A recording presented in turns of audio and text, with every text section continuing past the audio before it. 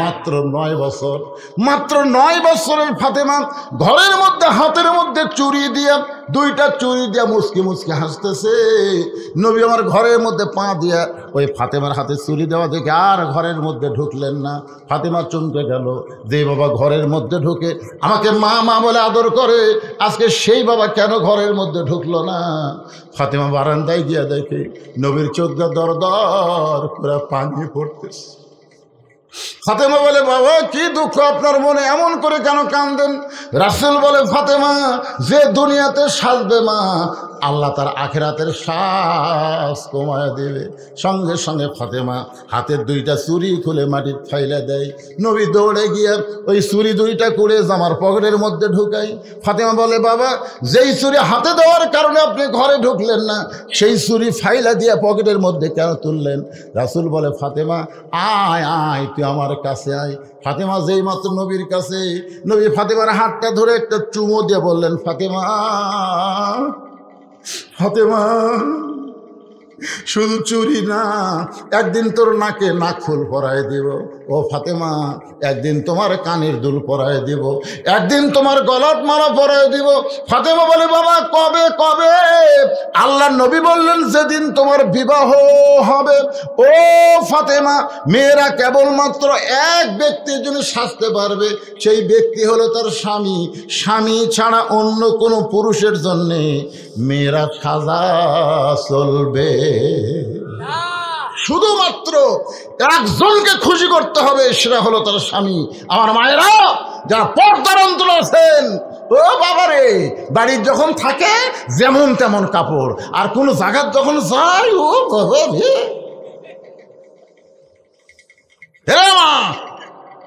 একদিন গভীর রাত্রে হযরত আলী ঘুম থেকে চেতন পাইছে। শোনেন মায়ের একটু মনোযোগ দিয়ে শোনেন। গভীর রাত্রে হযরত আলী ঘুম থেকে চেতন পাইছে। চেতন পায়ে দেখে ফাতেমা ঘরত নাই। তাকায় দেখে ডান সাইডে হাসান হোসেন ঘুম পাড়তেছে। হাসান হোসেন ঘুম পাড়তেছে, আলী আছে, ফাতেমা নাই। এখন গভীর রাত্রে বউ যদি ঘরত না থাকে, যত বড়ই হুজুর হোক, মনের মধ্যে কিছু একটা হবে না? হযরত আলী হুজুর হিসাবে বড় না ছোট? আনা মাদিনাতুল ইলমে ও আলী ও বাবুহা। রাসূল বলেছেন, আমার পরে এই পৃথিবীতে সবচাইতে বড় জ্ঞানী হচ্ছেন হযরত আলী, কারণ আমি হচ্ছে ইলমের শহর, আলী হচ্ছে তার দরওয়াজা। জোরে কান সুবহানাল্লাহ। এত বড় আলেম হযরত আলী দরজার দাঁড়াইলেন। দরজার দাঁড়ায় দেখে ফাতেমা মরুভূমির মধ্যে কালো চাদর মাথায় দিয়ে খুব জোরে জোরে হাঁটতেছে। আলীর সন্দেহ হলো, ক্যারে আমরা বাপ বেটা ঘুমের মধ্যে আছি, আর একটা মা এই গভীর রাত্রে কালো চাদর মাথায় দিয়ে কোথায় যায়? নিরাপদ দূরত্ব বজায় রেখে হযরত আলী পিছনে পিছনে হাঁটতেছে। ফাতেমা একটাবারও পিছন দিকে তাকাচ্ছে না, কোনো দিকে তাকাচ্ছে না, খালি সোজা দৌড়াই। আল্লাহর নবী যেই ঘরে ঘুমায় আছে, ওই ঘরের জানলার পাশে ফাতেমা চুপটি করে দাঁড়িয়ে গেল। হযরত আলী একটু দূর থেকে তাকায় দেখে কি করে। ফাতেমা করুণ স্বরে ডাকতেছে, বাবা আজকে যদি আমার মা খাদিজা জীবিত থাকতো, আমি আপনার কাছে আসতাম না বাবা। আমার মা নাই বলে আমি আপনার কাছে আইছি। আমার আরো অনেক মা আছে, আয়েশা আছে, সালমা আছে, ওদের কাছে বলে আমার কাম হবে না বাবা, তাই আপনার দরজায় আইছি। মেহেরবানি করে আপনি যদি একটু ঘরের দরজা খোলেন বাবা, মেহেরবানি করে যদি একটু ঘরের দরজা খোলেন। আলী দূর থেকে তাকায় দেখে কিছুক্ষণ পরে নবী ঘরের দরজা খুলে দিল।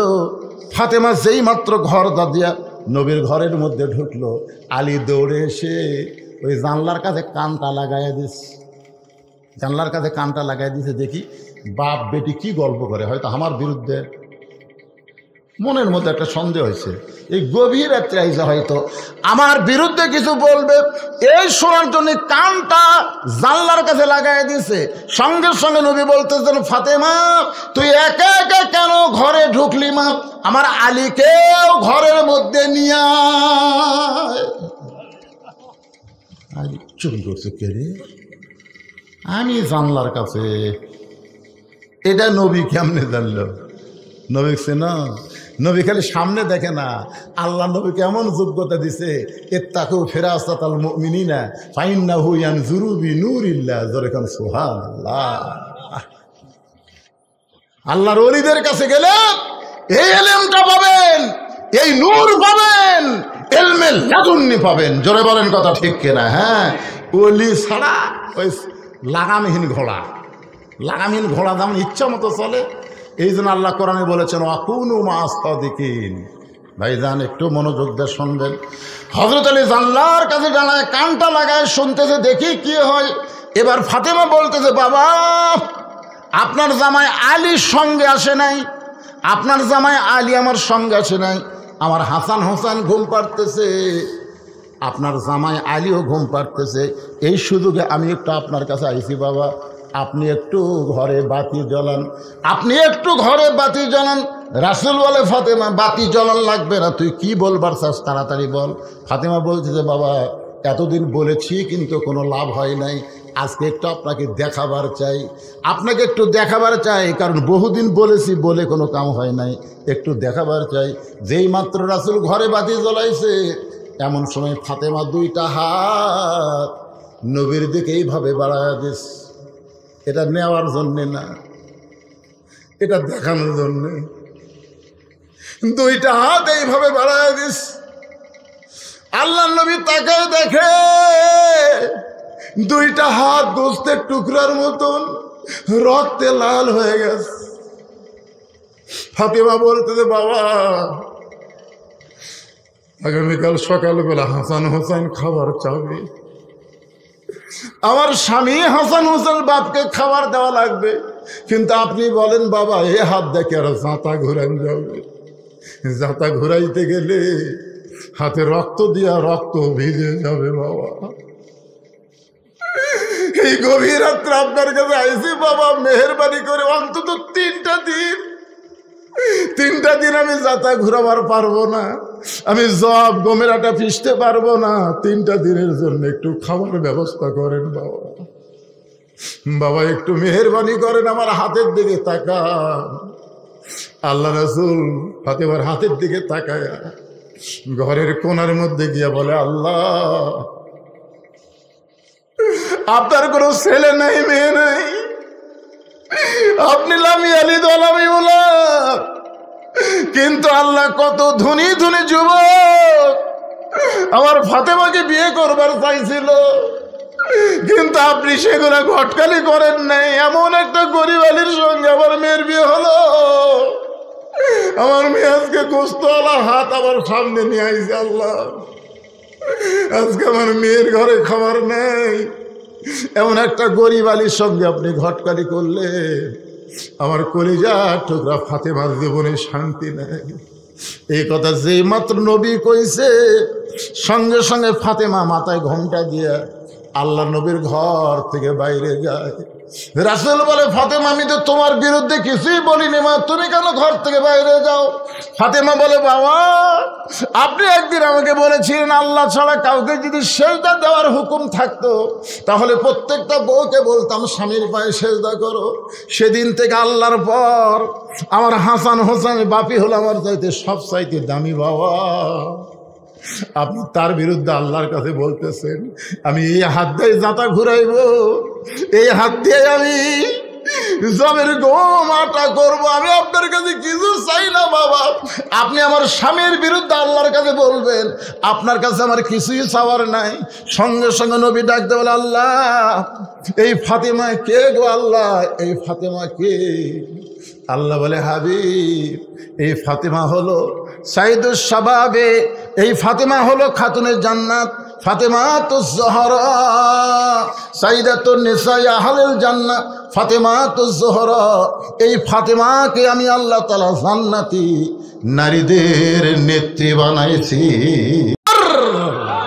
চিন্তা করে দেখেন, আল্লাহ নবী যদি তার মেয়েকে এরকম শিক্ষা দেয়, আর আপনার মেয়ে হাইল পরে গোটা পাড়া ঘুরতেছে কিলকিল করে, কত যুবক তার চেহারা দিকে নষ্ট হচ্ছে।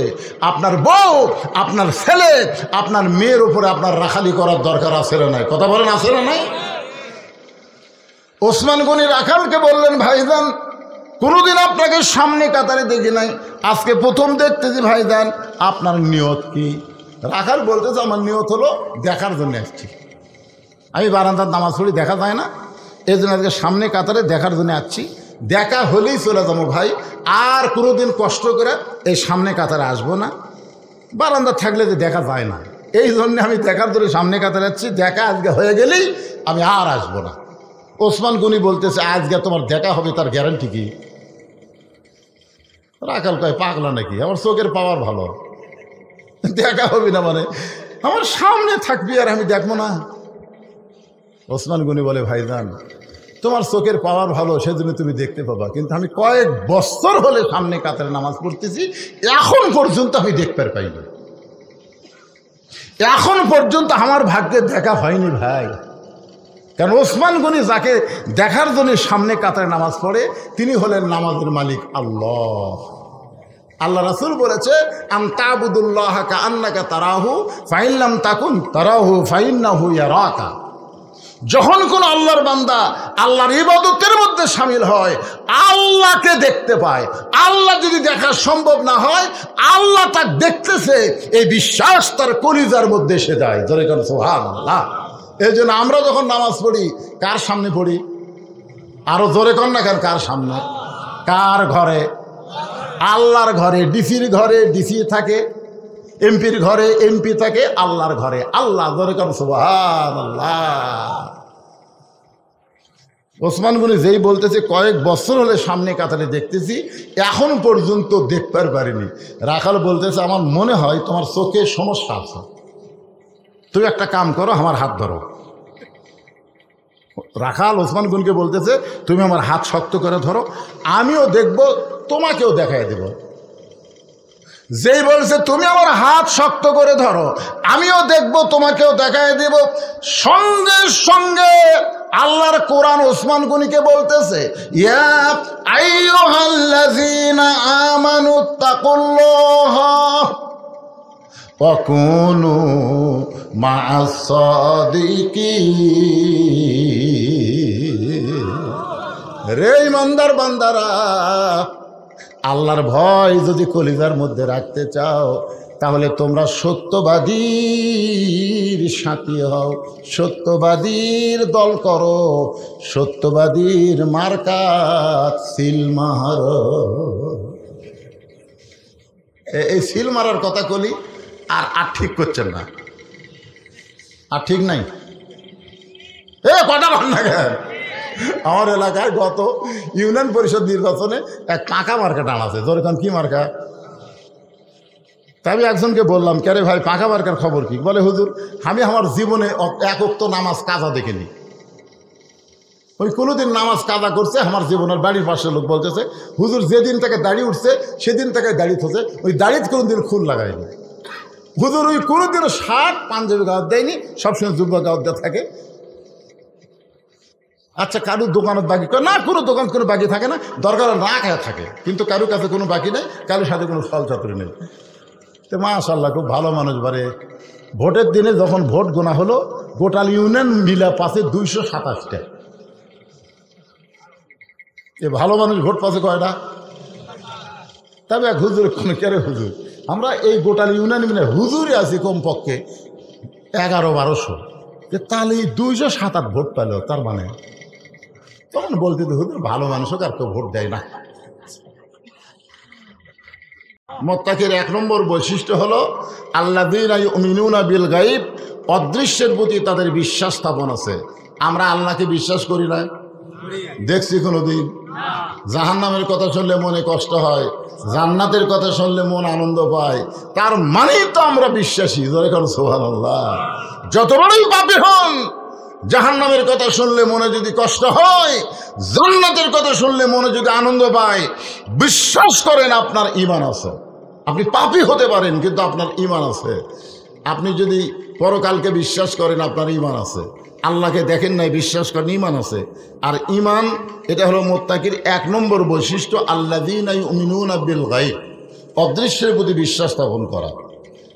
বসতে বললাম, কতগুলো ছেলে ঘাড় তেড়ে করে চলে গেল, যা অসুবিধা আছে? যে কয়েকজন আপনারা বসেছেন একটু মনোযোগ দিয়ে শুনবেন। আল্লাহ বললেন, ইয়া আইয়ুহাল্লাযীনা আমানু, যারা আমাকে বিশ্বাস স্থাপন করেছো, এই বিশ্বাস স্থাপনকারীর জন্যে আল্লাহর 1 নম্বর ওয়াজ হচ্ছে আত্তাকুল্লাহ, ভয় করতে হবে কাকে? এখন আসরের নামাজ পড়ছে, আসরের নামাজ পড়ে জমির ধান দেখতে গেছে, বুঝছেন? ধান দেখবার যায় দেখে ওপর জমির পানি চলমল করতেছে, নিচে ওর জমির পানি নাই। নিচে ওর জমির কি নাই? পানি নাই। ওই এখন চারিদিকে তাকায় দেখতেছে কেউ আছে কিনা। চারিদিকে তাকায় দেখে কেউ নেই। আস্তে করে বসে ওই বিসমিল্লাহ করে জমির আল কাটছে।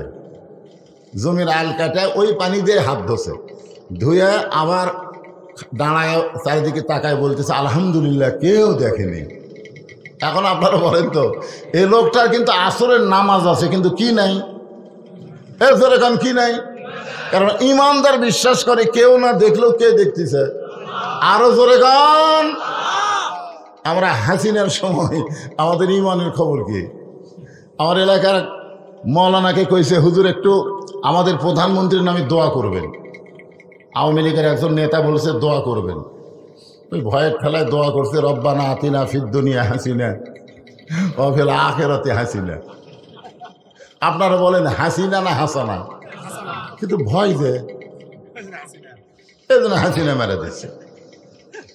এখন এখানে আল্লাহ বলতেছেন, যারা আমাকে বিশ্বাস স্থাপন করেছ তাদের 1 নম্বর শর্ত হলো আত্তাকুল্লাহ, ভয় করতে হবে কাকে? আরো জোরে। আল্লাহর ভয় কেমনে কেমনে আল্লাহর ভয় করা যায় এইটা বোঝানোর জন্য বলতেছি।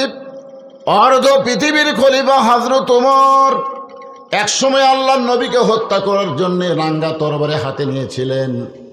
যখন রাস্তার মধ্যে জানতে পারলেন যে তোমার বোন আর বোন ভগ্নিপতি ঈমান গ্রহণ করছে, তুমি যাকে হত্যা করবা তার দলে ভর্তি হয়ে গেছে, সঙ্গে সঙ্গে হযরত ওমর নবীর দরবারে না গিয়ে ওই বোন ভগ্নিপতির বাড়ির দরজায় গেলেন। যেই মাত্র বাড়ির দরজায়, সঙ্গে সঙ্গে ঘরের ভিতর থেকে আল্লাহর কোরআনের তেলাওয়াত আসতেছে।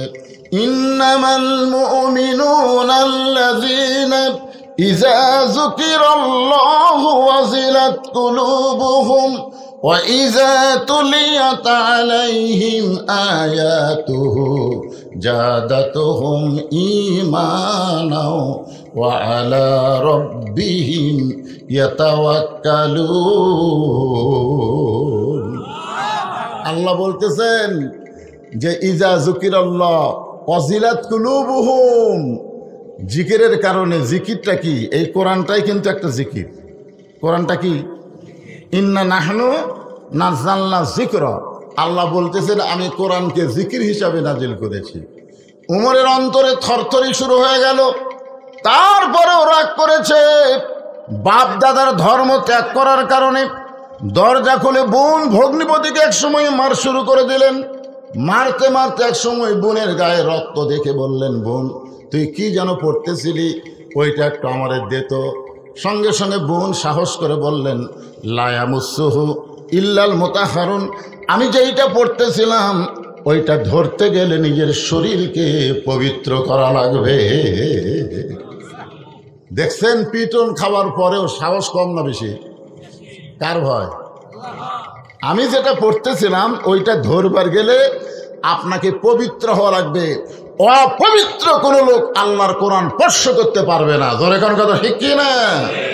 সঙ্গে সঙ্গে হযরত ওমর নরম হয়ে গেলেন, নবীর দরবারে গেলেন, তরবারি নবীর কদমে জমা দিয়া নবীর হাতে কলেমা পড়ে মুসলমান হয়ে গেলেন। আর মুসলমান হওয়ার সঙ্গে সঙ্গে এই কোরআনকে বুকের মধ্যে ধারণ করলেন। এই কোরআনকে বুকের মধ্যে ধারণ করার কারণে এক সময় আল্লাহ তাআলা হযরত উমরকে অর্ধ পৃথিবীর খলিফা বানায় দিলে। বাংলাদেশের মতন ৯৬টা, কয়টা? বাংলাদেশের মতন ৯৬টা দেশের খলিফা হচ্ছেন হযরত উমর, যাকে ইসলামের ইতিহাস বলে অর্ধ জাহানের খলিফা। সে অর্ধ জাহানের খলিফা হযরত উমর একদিন মসজিদের মেম্বরে বসে আত্তাকুল্লার উপর কথা হচ্ছে। মসজিদের মেম্বরে বসে নিজের গালে নিজে চড় মারতেছেন, নিজের গালে ডান হাত দিয়ে ডান গালে, বাম হাত দিয়ে বাম গালে চড় মারতেছেন। নিজের গালে যখন নিজে চড় মারতেছেন, এমন সময় ওসমান গনি মসজিদের মধ্যে ঢুকে বলতেছে, আমির আল মুমিনিন, আপনি কি পাগল হয়ে গেলেন? নিজের গালে নিজে চড় মারেন। কারণ ওমর ফারুক বলে, ওসমান, আমার এই মেম্বরে বসে অতীতের কথা বারবার মনে হয়ে যাচ্ছে, অতীতের কথা। তো ওসমান গনি বলে, আপনার আবার অতীত কি? বলে, আমার অতীত হলো আমি খালার বাড়িতে রাখালি করতাম। আমি খালার বাড়িতে কি করতাম? রাখালি করতাম। আমার কাজ হচ্ছে ছাগল চড়ানো। আমি ছাগল চড়ায় বিকালবেলা যখন বাড়িতে আসতাম, আমার খালা ছাগলের পাল গুনা দেখে 2-4টা কম পড়ে গেছে। তখন আমার কান ধরে বলতো, ওমর, কয়টা ছাগল নিয়ে গেলে আর কয়টা ফেরত আনলে? আমি ছাগল গুনা দিকে 3-4টা কম। আমি আবার দৌড় দিতাম। এক দৌড়ে গিয়ে পাহাড়ি এলাকা থেকে ছাগলগুলো খুঁজা খুঁজা এনে খালারে যখন জমা দিতাম, খালা আমার মাথার চুল এভাবে মুড়তে ধরে বলতো, ওমর, যেই ভুল আজকে করেছো, এই ভুল যদি আগামীকাল করো, তোমার রাখালির চাকরি ক্যান্সেল করে দেব। আমি সঙ্গে সঙ্গে খালার পা ধরে বলতাম, খালা, আমার রাখালির চাকরি যদি আপনি ক্যান্সেল করে দেন, তাহলে আমি থাকবো কোথায়, খাবো কি? আমি কোথায় থাকবো খালা? আমাকে কে খাবার দেবে? একদিন যে ওমর রাখালের চাকরি রক্ষা করার জন্য খালার পা ধরে কেঁদেছে, আজকে সেই ওমরকে আল্লাহ অর্ধ পৃথিবীর খলিফা বানাইছে। এটা ওমরের যোগ্যতায় নয়, এটা কেবলমাত্র আল্লাহর কোরআনের ওসিলায়। এখন আপনারা বলেন, আল্লাহর কোরআনের পাওয়ার আছে না নাই? অন্তর থেকে বলা লাগবে, আছে না নাই? কিন্তু আমাদের বাংলাদেশে আছে। আমাদের বাংলাদেশে যারা কোরআন পড়ে, কোরআনের ওয়াজ করে, কোরআনের আন্দোলন করে, তাদের উপরে জনগণ খেপে যায়। জোরে কোন কথা ঠিক কিনা? চিন্তা করছেন? আল্লাহ বলতেছেন, আত্তাকুল্লাহ হাক্কা তুকাতিহি ওয়ালা তামুতুন্না ইল্লা ওয়া আনতুম মুসলিমুন। একজন কোরআনওয়ালাকে আল্লাহ কতটুকু খোদা ভীতি বান্দা বানায়, এটা নিজের চোখে দেখার জন্য হযরত ওমর ছদ্মবেশে মদিনার অলি গলি ঘুরতেছে। ছদ্মবেশ নিয়ে, অর্ধ পৃথিবীর খলিফা ছদ্মবেশে মদিনার অলি গলি ঘুরতে গিয়ে দেখতে পাই, দুই পাহাড়ের মাঝখানে একটা বিস্তীর্ণ মরুভূমি। দুইটা পাহাড়, পাহাড়ের মাঝখানে একটা বিস্তীর্ণ মরুভূমি। ওই মরুভূমির মধ্যে একজন রাখাল উট আর দুম্বা চড়ায়। উমর ফারুক আত্তাকুল্লাহ, আল্লাহর ভয়কে পরীক্ষা করার জন্য রাখালকে সালাম দিলেন, আসসালামু আলাইকুম রাখাল ভাই, আমার পেটে ক্ষুধা লাগছে, আমি উটের 1 পেয়ালা দুধ চাই। রাখাল মুস্কি মুস্কি হাসে। ওমর ফারুক বলে, রাখাল, আমার পেটে বড় ক্ষুধা লাগছে, তৃষ্ণা লাগছে, তোমার কাছে উটের 1 পেয়ালা দুধ চেলাম, তোমাকে সালাম দিলাম, তুমি কোনো উত্তর না দিয়ে মুস্কি মুস্কি হাসতেছো, কারণ কি?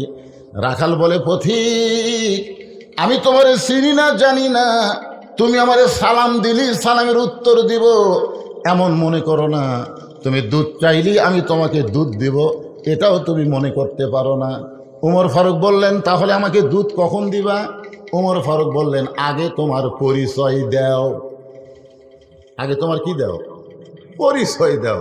ওমর ফারুক চিন্তায় পড়ে গেলেন যে আমি অর্ধ জাহানের খলিফা, আমি ছদ্মবেশ ধারণ করছি, এখন যদি আমার আসল পরিচয় দেই তাহলে তো গুমুর ফাঁস হয়ে যায়, আত্তাকুল্লাহ তো দেখা যায় না।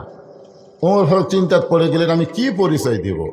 এমন সময় আল্লাহর কোরআন বলে, ওমর, রাখাল যখন তোমার পরিচয় চাইছে, তুমি আসল পরিচয় দাও।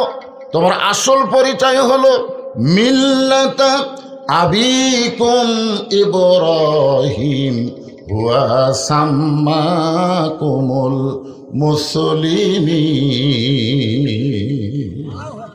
আল্লাহর কোরআন তেলাওয়াত শুনলে ঈমান বাড়ে না কমে? তো ঈমান বাড়ার লক্ষণ কি জানেন? আল্লাহু আকবার। আপনি যদি সারা জীবন সুবহানাল্লাহ সুবহানাল্লাহ আলহামদুলিল্লাহ আলহামদুলিল্লাহ কোন, শয়তান আপনার কাছেই বসে থাকবে, শয়তান আপনার কাছেই বসে থাকবে।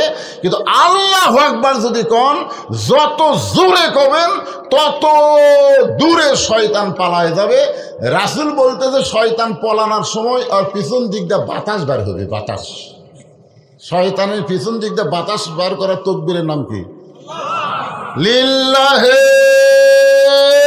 তাকবীর। জনগণ যান বুঝবার পারে যে ছেলেরা মাহফিল করছে, বক্তা খালি একলা একলা ওয়াজ করতেছে না, বক্তার সামনে অনেক আল্লাহর বান্দা আছে। এটা বোঝান লাগবে না? কি তকবির দিলে এই সাউন্ড খালি এখানে থাকে না, মাইকের মাধ্যমে অনেক দূর চলে যায়? অনেক দূর। তকবীরের এমনি পাওয়ার আছে, তকবীরের পাওয়ার কিন্তু এমনি আছে। এই জন্য কোরআনে আয়াত শুনলে জোরে না পারলেও আস্তে হলে আল্লাহু আকবার বলবেন, তাহলে হক আদায় হবে। আমার কথা কি বুঝতে পারলেন? ওমর ফারুক, আল্লাহর কোরআন বলতেছে, ওমর রাখাল যখন তোমার পরিচয় চাইছে, আসল পরিচয় দাও। তোমার আসল পরিচয় হলো মিল্লাত আবিকুম ইব্রাহিম ওয়া সাম্মাকুমুল মুসলিমিন। তোমার জাতির পিতা ইব্রাহিম তোমার নাম রেখেছে মুসলমান। আমরা যারা এখানে বসে আছি, আমি যদি বলি আমাদের পরিচয় কি, আপনারা কি বলবেন? তালুকদার, জমিদার, মণ্ডল, কি বলবেন? এরা কোরআনের মিল করে বলেন। আমি যেই বলবো আমাদের পরিচয় কি, সকলেই বলবেন মুসলমান। আমাদের পরিচয় কি? আমাদের জাতির পিতার নাম কি? যাই বলবি না, যাই বলবি না, ওই যা বিপদত পড়ি ভাই, অক বাঁচান খুবই কঠিন রে। একটা জবান খুলে বলবেন, আমাদের জাতির পিতার নাম কি? আমাদের পরিচয় কি? মিল্লাতা আবিকুম। মিল্লাত মানে জাতি, আবিকুম মানে তোমাদের বাপ ইব্রাহিম। এটা হচ্ছে আমার কথা, এর কোরআনে ডাইরেক্ট আল্লাহ বলে দিচ্ছেন। ওমর ফারুক বললেন, রাখাল আমার পরিচয় যখন জানতে চাও, আমার পরিচয় হলো আমি একজন মুসলমান। রাখাল মুসকে মুসকে হাসে আর বলে, আসল না নকল?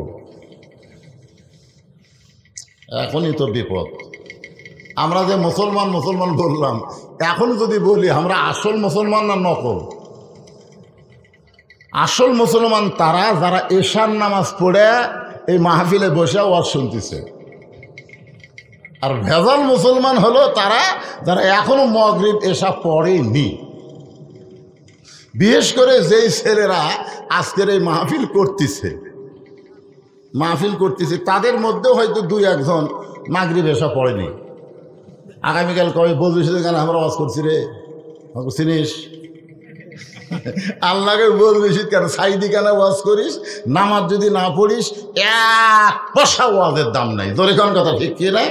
সারা জীবনের ওয়াজ যদি এক পাল্লায় দেওয়া হয়, আর শুধু ফজরের নামাজ যদি এক পাল্লায় দেওয়া হয়, সারা জীবনের ওয়াজের চাইতে ফজরের নামাজের ওজন আল্লাহর কাছে বেশি হবে। জোরে কোন কথা, ঠিক কি না? এখন কারা কারা মাগরিব এসা পড়েননি হাত তুলবার কমো না, হাত তুলবার বলবো না, কিন্তু তারা নিয়ত করবেন যে ফজর থেকে একটা নামাজও আমরা ছাড়ব না। এই নিয়তটা যদি খালি করতে পারেন, সঙ্গে সঙ্গে আল্লাহ বলবে সারা জীবন যত নামাজ না পড়ার পাপ হয়েছে, এই ফজর থেকে নামাজ ধরার নিয়ত করার সাথে সাথেই আমি আল্লাহ তোমাদের পাপকে মাফ করে দিলাম। কি কারণ আল্লাহ পারে কি পারে না?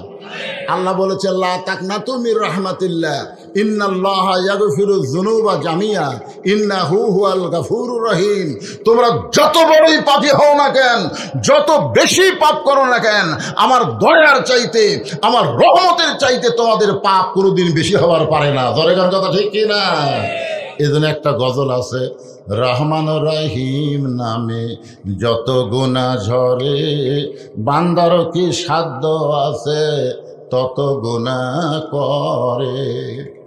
রাখাল বলতে যে প্রতীক, তুমি যে মুসলমান বললে, তুমি কি আসল না নকল? ওমর ফারুক বলে, রাখাল মুসলমান তো মুসলমানই, এর মতো আসল নকল কি? রাখাল বলতেছে, আসল মুসলমান যারা হবে, খুব খেয়াল করে শুনবেন, আসল মুসলমান যারা হবে তারা চাওয়ার ব্যাপারে, কিসের ব্যাপারে? চাওয়ার ব্যাপারে তারা সতর্ক থাকবে। আসল মুসলমান কোনোদিন আল্লাহ ছাড়া অন্য কারো কাছে চাবে।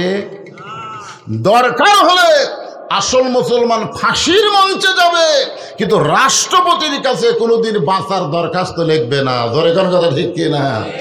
এরকম আসল মুসলমান বাংলাদেশে আপনারা দেখেননি? উকিল এসে বলতেছে, স্যার আপনি খালি রাষ্ট্রপতির কাছে একটা দরখাস্ত লেখেন, রাষ্ট্রপতি যদি আপনাকে মাফ করে তাহলে আপনার ফাঁসি কার্যকর হবে না। আসল মুসলমান মুচকি মুচকি হাসতেছে। উকিল বলে, হাসেন কেন? বলে, হাসার কারণ হলো তোমার কথা শুনে। তুমি যে আমাকে বলতেছো রাষ্ট্রপতির কাছে দরখাস্ত লিখলে রাষ্ট্রপতি আমাকে মাফ করবি। আরে আমি আমার জীবনে বাংলাদেশে 3টা রাষ্ট্রপতি ক্ষমতার থাকা অবস্থায় মরা দেখছি। ক্ষমতার থাকতেই মরিছে বঙ্গবন্ধু শেখ মুজিবুর রহমান, জিয়াউর রহমান আর জিল্লুর রহমান। যারা ক্ষমতার থাকতে নিজেই মরে যায় তাদের কাছে কোনো ইমানদার প্রাণ ভিক্ষা চায় না। জোরে কোন কথা ঠিক কি না? প্রাণ ভিক্ষা চাবে কার কাছে? আরো জোরে বলেন কার কাছে? আল্লাহ ছাড়া অন্য কারো কাছে চাওয়া যাবে না।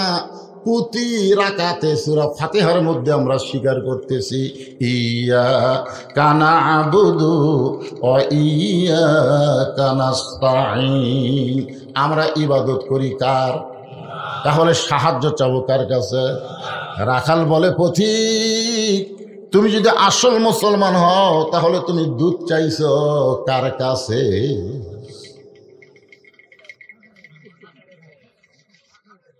তুমি যদি আসল মুসলমান হও তাহলে তুমি দুধ চাইলে কার কাছে? সঙ্গে সঙ্গে উমর ফারুকের চোখ দিয়ে দর দর করে পানি পড়তেছে। আল্লাহ তোমার কোরআন যখন দুনিয়াতে চালু থাকবে, উমর যদি একটা ভুল করে একটা রাখাল পর্যন্ত সেই ভুলটা বুঝতে পারবে। আজকে বাংলাদেশে আল্লাহর কোরআনের ওয়াজ আছে, কিন্তু কোরআনের সমাজ না থাকার কারণে অনেক মানুষ ভুল করতেছে, আমরা ভুল ধরবার পারতেছি না। জোরে কোন কথা ঠিক কিনা? ওমর ফারুক বললেন রাখাল আসলে চাওয়ার ব্যাপার আমার ভুল হয়ে গেছে। রাখাল বলতে যে ভুলটা যখন স্বীকার করছো তাহলে আল্লাহ তোমাকে তওবা করার সুযোগ দিছে। আপনারা বলেন তো ভুল স্বীকার করলে তওবা করার সুযোগ আছে না নাই? আদম আলাইহিস সালাম ভুল স্বীকার করছে, আল্লাহ তাকে তওবা করার সুযোগ দিছে। শয়তান ভুল স্বীকার করেনি, এজন্য আর তওবা করার সুযোগও নাই। জোরে কোন কথা ঠিক কিনা? তাহলে ভুল স্বীকার করলে আমরা 4 ভাই। কয় ভাই? আমরা 4 ভাই। আমার বড় ভাই প্রাইমারি হেডমাস্টার, উনি আবার আওয়ামী লীগ করে। জোরে কোন কি করে? আওয়ামী লীগ করে। আর আমার ছোট 2 ভাই 2 কলেজের প্রফেসর, এরা আবার বিএনপি করে। আর আমি হুজুর মানুষ, আমি কি দল করি সেটা তো বুঝবারই পারতেছেন। কিন্তু এই 5ই আগস্ট যখন হাসিনা পলে গেল তখন আমার বড় ভাই দিকে আমার মাদ্রাসার মসজিদের মধ্যে ঢুকলো। আমি সিসি ক্যামেরা দেখলাম, আমার বড় ভাই কিন্তু আমাকে দেখবার পারে না, মাঝে মধ্যেই কয় হুজুর হুজুর একটু বুঝে শোনা ওয়াজ করিস হুজুর, যে কোনো সময় ধরা পড়বি। তা আমি একদিন বললাম ভাইজান আপনি আমাকে যে ধরার কথা বলতেছেন আমি বুঝতে পারছি, সেটা হলো পুলিশ ধরা, কিন্তু আপনিও কিন্তু ধরা পড়বেন। তখন আমি আওয়ামী লীগ করি রে, আমার ধরবি কে? আমি কইলাম আপনি আজরাইল ধরবি ভাই। তখন আজরাইল ধরার কথা মনে নাই। তো দেখলাম 5ই আগস্টে আমার ভাই মসজিদের মধ্যে ঢুকলো। তা আমি দোতলা থেকে নেমে এসে মসজিদের দরজাত খাড়া হলাম। ভাইজান কি খবর, হঠাৎ হুজুরের মসজিদে আইছেন? তখন ভাই আমাকে বলতেছে তওবা করা, তওবা করা। আমি বললাম কি তওবা? বলে বড় ভুল করছি রে, এমন একটা দল করছি যেই দলের মেম্বার থেকে প্রধানমন্ত্রী পর্যন্ত সব পড়ে গেছে, এই শালা দল আর আমি করবো না, তুই আমার তওবা ভরে দে। তখন আমি বুঝলাম ভুল স্বীকার করলে আল্লাহ তওবা করার সুযোগ দিছে। জোরে কোন কথা ঠিক কিনা? ওমর ফারুক বললেন রাখাল আসলে আমার ভুল হয়ে গেছে, চাওয়ার ব্যাপারে আমি ভুল স্বীকার করলাম। রাখাল বলতেছে ভুলটা যখন স্বীকার করছো তাহলে আল্লাহ তওবা করার সুযোগ দিয়েছে। ওমর ফারুক বলে ঠিক আছে আমি তওবা করি। রাখাল বলে তুমি মূর্খ মানুষ, তুমি তওবা কেমনে করবা? ওমর ফারুক বলে আমি মূর্খ এই কথা তোমাকে কে বলো? রাখাল বলতেছে চাওয়ার ব্যাপারে যে সতর্ক হয় না সে যত বড়ই শিক্ষিত হোক সে 1 নম্বর মূর্খ। যত বড়ই শিক্ষিত আপনি হন, আপনি যদি কোনো সময় বলেন আমার দয়াল বাবার দরবারেতে কেউ ফিরে না খালি হাতে, আপনারা বলেন তো শিক্ষিত আর মূর্খ? ওই যদি বলতো আমার দয়ার আল্লাহর দরবারেতে কেউ ফিরে না খালি হাতে, আল্লাহ আল্লাহ আল্লাহ, তাহলে বুঝবেন ওই শিক্ষিত। শিক্ষিত লোক কোনোদিন বাবার দরবারে হাত পাতাবে না, আল্লাহর দরবারে হাত পাতাবে। জোরে কোন কথা ঠিক? কথা কন না কেন ভাই রে, কথা কন না কেন? ওমর ফারুক চোখের পানি নিয়ে বললেন রাখাল ভাই তাহলে আমাকে তওবা পড়াও।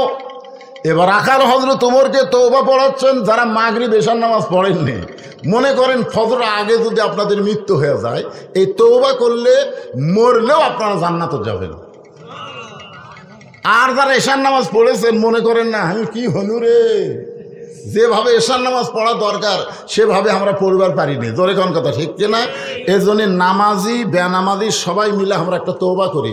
মন কষ্ট নেবেন? তাহলে আমার সঙ্গে সকলে পড়েন, আস্তাগফিরুল্লাহ রব্বি মিন কুল্লি জামবিন ওয়া তুবু ইলাইহি লা হাওলা ওয়ালা কুওয়াতা ইল্লা বিল্লাহিল আলিয়্যিল আযীম। ওমর ফারুক তওবা করার পরে বলতেছে, ও রাখাল ভাই, আল্লাহর হস্তে উটের এক পেয়ালা দুধ দাও। রাখাল মুচকি মুচকি হাসে। ওমর ফারুক বলে, আমি তো বললাম আল্লাহর হস্তে, তারপরে তুমি হাসো কেন? রাখাল বলতেছে, পথিক, তওবা করার পরে তুমি আবার মুনাফিকি করলে। যেই বলছে মুনাফিকি, ওমর ফারুক চেহারা রক্তের মতো লাল হয়ে গেছে। আপনার বলেন তো কাফের ভালো না মুনাফিক ভালো? ভালো কোনটাই নয়, দুটাই খারাপ, কিন্তু এর মধ্যে মুনাফিক আবার বেশি খারাপ। কারণ আল্লাহ কোরআনে বলেছেন মুনাফিকেরা থাকবে জাহান্নামের সব চাইতে নিচে, করবে জাহান্নামের নিচে থাকার কারণে মুনাফিকেরা কাফের বেঈমানদের পেশাব পায়খানা খাবে। সাহাবীরা বলল, হুজুর এই বদমাইশ মুনাফিক কোন দলের মধ্যে তৈরি হবে? আল্লাহ রাসূল বললেন, আফসোস, এই মুনাফিকেরা তৈরি হবে মুসলমানের ভিতরে। এই মুনাফিকেরা আবাদ হবে কোন জায়গা? কথা কয় না কেন? মুসলমানের ভিতরে। ওমর ফারুক রাগ করে বলেন, রাখাল, আমার মধ্যে মুনাফিকের কি দেখলে? রাখাল বলতেছে, লিমা তাকুলু মা লা তাফআলু। আল্লাহু আকবার। রাখাল কোরআনের আয়াত পড়ে বলতেছে, তোমার মুখের সাথে মনের মিল নাই।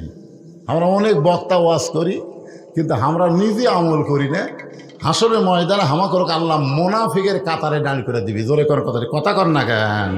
মনে করতেছেন বক্তা ওয়াজ করে গেল, আন্তর্জাতিক বক্তারে, সেই ফাটাফাটি বক্তারে, বক্তা কো আল্লাহ তক্তা বানাবি। জোরে কোন কথা ঠিক কিনা? কারণ লিমা তাকুলু মা লা তাফালুন, বক্তার কথার সাথে যদি আমলের মিল না থাকে ওই বক্তা না, ওই বক্তা হলো মুনাফিক। জোরে কোন কথা ঠিক কিনা? কথা বলেন। রাখাল বলে, পথিক, তোমার মুখের সাথে মনের মিল নাই, তুমি সত্যি করে বলো তো, আমি কি উটের মালিক? আমি কি উটের মালিক? আমি যদি উটের মালিক হইতাম তুমি আমাকে রাখাল বললা কেন? আর যখনই তুমি আমাকে রাখাল বলছো তখন তোমার মন বলতেছে আমি উটের মালিক না।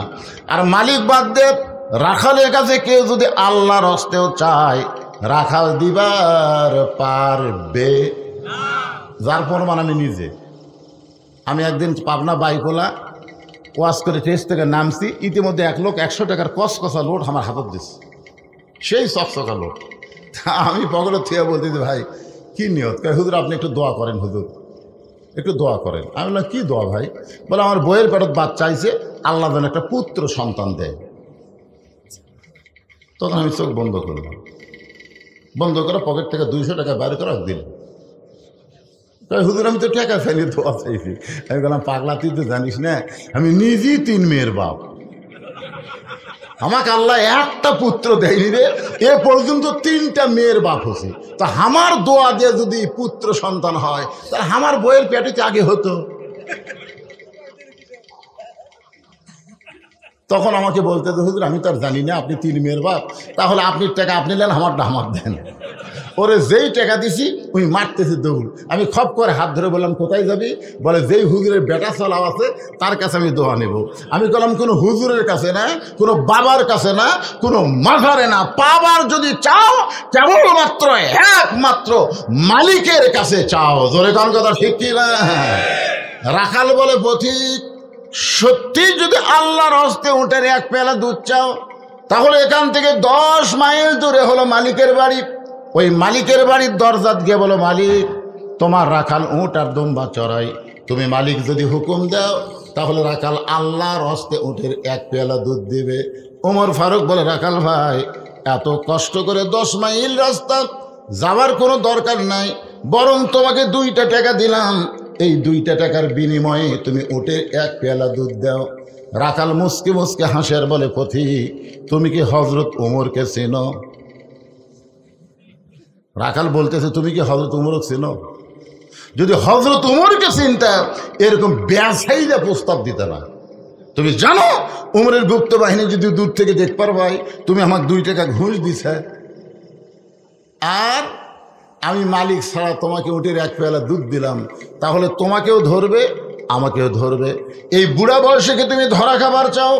ওমর ফারুক বলে, রাখাল ভাই, তাহলে চলো পাহাড়ের গুহার মধ্যে যাই, ওই পাহাড়ের গুহার মধ্যে গিয়া তোমাকে গোপনে 2 টাকা দিব, আর তুমি গোপনে উটের এক পেয়ালা দুধ দিবে।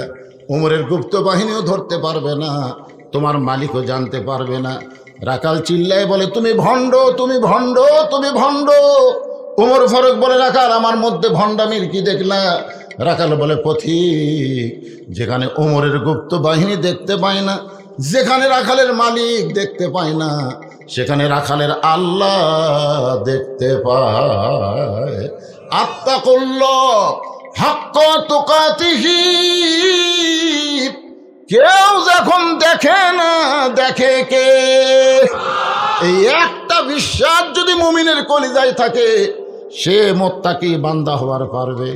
যেই বলতেছে কেউ যখন না দেখে তখন রাখালের আল্লাহ দেখতে পায়, ওমর ফারুক মারছে দৌড়, এক দৌড়ে পাহাড়ের পাদদেশে গিয়া 2 রাকাত নামাজ পড়ে আল্লাহর কাছে বলতেছে, আল্লাহ, তোমার কোরআন এত সুন্দর, তোমার কোরআন এত সুন্দর, তোমার কোরআন যখন দুনিয়াতে চালু থাকবে তখন প্রত্যেকটা মুসলমান বিশ্বাস করবে কেউ না দেখলেও আল্লাহ দেখতেছে। জোরে কোন কথা ঠিক কি না?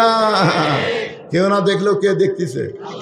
ওমর ফারুক আল্লাহর কাছে আনন্দ নিয়ে কাঁদতেছে, আল্লাহ, আমি রাখালের মধ্যে এতক্ষণ যা দেখলাম, এতক্ষণ রাখালের সঙ্গে যা আমার হলো, রাখাল আসলে আত্তাকুল্লাহ হাক্কা তুকাতিহি, প্রকৃত কোরআনওয়ালা একজন মানুষ। আল্লাহ, আমি রাখালকে দেখিনি, আল্লাহ, এতক্ষণ রাখালের মধ্যে তোমার কোরআন শরীফ দেখতে পাইছি। এই কথা বলে কে কাঁদতেছে? ওমর। পিছনে রাখাল এসে বলতেছে, যতই কান্দো, তুমি যতই কান্দো, উটের দুধ দেওয়া যাবে না। ওমর ফারুক বলে, রাখাল ভাই, উটের দুধের কোনো দরকার আমার নাই, আমি শুধু তোমাকে জানতে চাই, তুমি না দেখে আল্লাহকে কলিজার মধ্যে জায়গা দিয়ে আত্তাকুল্লাহ ডিগ্রি অর্জন করে আল্লাহর কোরআন অনুযায়ী চলতেছো, এর বিনিময়ে তোমার চাহিদা কি? আপনারা বলেন, আল্লামা সাইদি হুজুর 50 বছর কোরআনের তাফসির করছেন, কথা কন না করেনি? 13 বছর অপরাধে জেলখানাত না বিনা অপরাধে? যারা বলবেন না তাদের মনে হয় সন্দেহ আছে। কেরে সাইদি হুজুর যত কথা কইছে প্রত্যেকটা কথা 100 হয়নি, হ্যাঁ? তারপরে আপনাকে সন্দেহ হচ্ছে? বিনা দোষে তাকে 13 বছর জেলখানায় বন্দি করে রাখছে। জেলখানার ভিতরে তার চেহারা যখন টসটসে হয়ে গেল, তখন তাকে আবার হাসপাতালের চিকিৎসার নাম করে হাসপাতালে গিয়ে তাকে হত্যা করা হলো। জোরে কোন কথা ঠিক কথা বলেন? আপনারা বলেন তো, সাইদি হুজুরের চাহিদা কি? ওমর ফারুক বললেন, রাখাল, এই না দেখে আল্লাহকে কলিজার মধ্যে জায়গা দিয়ে আল্লাহর কোরআন অনুযায়ী চলতেছো, এর বিনিময়ে তোমার চাহিদা কি? কারণ তোমার তো ভালো কোনো বাড়ি নাই, ভালো কোনো চাকরি নাই, ভালো কোনো খাবার নাই, এই রোদে পড়ে পড়ে তুমি উটদুম্বা চড়াও, এর বিনিময়ে তুমি আল্লাহর কোরআন মানতেছো, এর বিনিময় হিসাবে তোমার চাহিদা কি? রাখাল ছোট্ট বাচ্চার মতন কান্দার বলে, পথিক, আমার চাহিদার কথা যখন শুনতে চাও তাহলে শোনো। আমার চাহিদা হলো, আমার সঙ্গে সকলে পড়েন, রব্বানা, পড়েন, রব্বানা আতিনা ফিদ দুনিয়া হাসানাতাও ওয়া ফিল আখিরাতি হাসানা ওয়া কিনা আযাবান্নার। ওমর ফারুক বলে, পাগলা, আমি তোমার কাছে তোমার চাহিদার কথা শুনতে চাইলাম, আর তুমি আল্লাহর কোরআনের আয়াত শোনায় দিলে। রাখাল বলে, তুমি আসলেই মূর্খ। আরে পাগল, এই আয়াত দিয়ে আমি কি বুঝালাম তুমি জানো? ওমর ফারুক চমকে উঠছে, শব্দ বেশ বুঝতে পারছে এটা ওমর। তাই তুমি জানো এই আয়াত দিয়ে আমি দুটা চাহিদা, আতিনা ফিদ দুনিয়া হাসানা, দুনিয়ার সৌন্দর্য হলো মহামানব হজরত উমরকে আমি এক নজর দেখতে চাই। যে উমর আল্লাহর কোরআন দিয়ে রাষ্ট্র চালানোর কারণে আমার মতন রাখাল আত্মাকুল্লা ডিগ্রি অর্জন করতে পেরেছে, সেই উমরকে যদি খালি একটা নজর দেখতে পাইতাম এই দুনিয়ার চাহিদা আল্লাহ আমার পূরণ করত। আর আমার 2 নম্বর চাহিদা হলো আমি রাখাল যখন মরে যাব অদম রাখালকে আল্লাহ যেন জান্নাত দেয়। তাহলে চাহিদা কয়টা? অফিল আখেরাতে হাসানা মানে কি? আখেরাতের সৌন্দর্য হলো আল্লাহ যেন রাখালকে জান্নাত দেয়। ওমর ফারুক দৌড়ে গিয়ে রাখালের হাতটা এরকম আমার দিকে তাকান, খস করে ধরেই 3 বার চুমা খাস। রাখালকে পাগলা নাকি, আমার ঘামা হাতে চুমা খেলে? ওমর ফারুক বলে, রাখাল ভাই, আল্লাহ তোমার 2 নম্বর চাহিদা পুরা করছে, মরার সঙ্গে সঙ্গেই আল্লাহ তোমাকে জান্নাত দিয়ে দিবে। আচ্ছা আপনারা বলেন তো, রাখাল যে কোরআন অনুযায়ী চলতেছে মরার পরে খুঁড়ে যাবে? আয়াতটাকে শোনেন, আপনাদের বিশ্বাস হচ্ছে না। আল্লাহ কোরআনে বলেন, ইন্নাল্লাযীনা ক্বালু রাব্বুনাল্লাহু সুম্মা ইসতাকামু তাতানাজ্জালু আলাইহিমুল মালায়েকা আল্লা তাখাফু ওয়া লা তাহজানু ওয়া আবশিরু বিল জান্নাতিল্লাতী কুনতুম তুআদুন।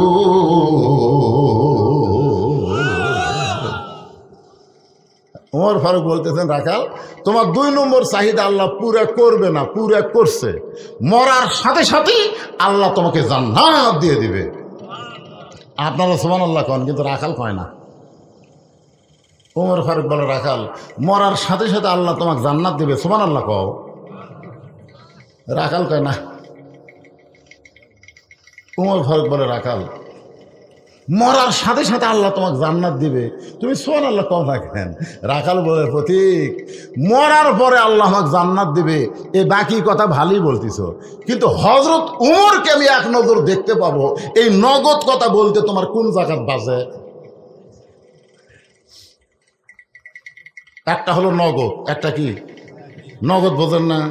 হযরত উমরকে দেখা এটা কি, আর মরার পরে জান্নাত এটা কি? তো মরার পরে জান্নাত পাবে, বাকি কথা ভালোই বলতেছো, কিন্তু হযরত উমরকে এক নজর দেখতে পাবো, এই নগদ কথা বলতে কোন জায়গায় বাজে? উমর ফারুকের চোখ দিয়ে দর দর করে পানি পড়তেছে। আমি যে উমর, এটা রাখালকে কেমনে বলবো? যে রাখাল আমাকে তওবা পড়াছে, যেই রাখাল আমাকে মুনাফিক কইছে, যে রাখাল আমাকে ভণ্ড কইছে, এখন যদি বলি আমি উমর, বলাও সারা, রাখাল হার্ট ফেল করে মরাও সারা। উমর ফারুক রাস্তাতে গেলে শয়তান কয়দিন যায় না? এই সবাই ধরে এখন কয়দিন যায় না? আর সেই উমর কি পড়াছে?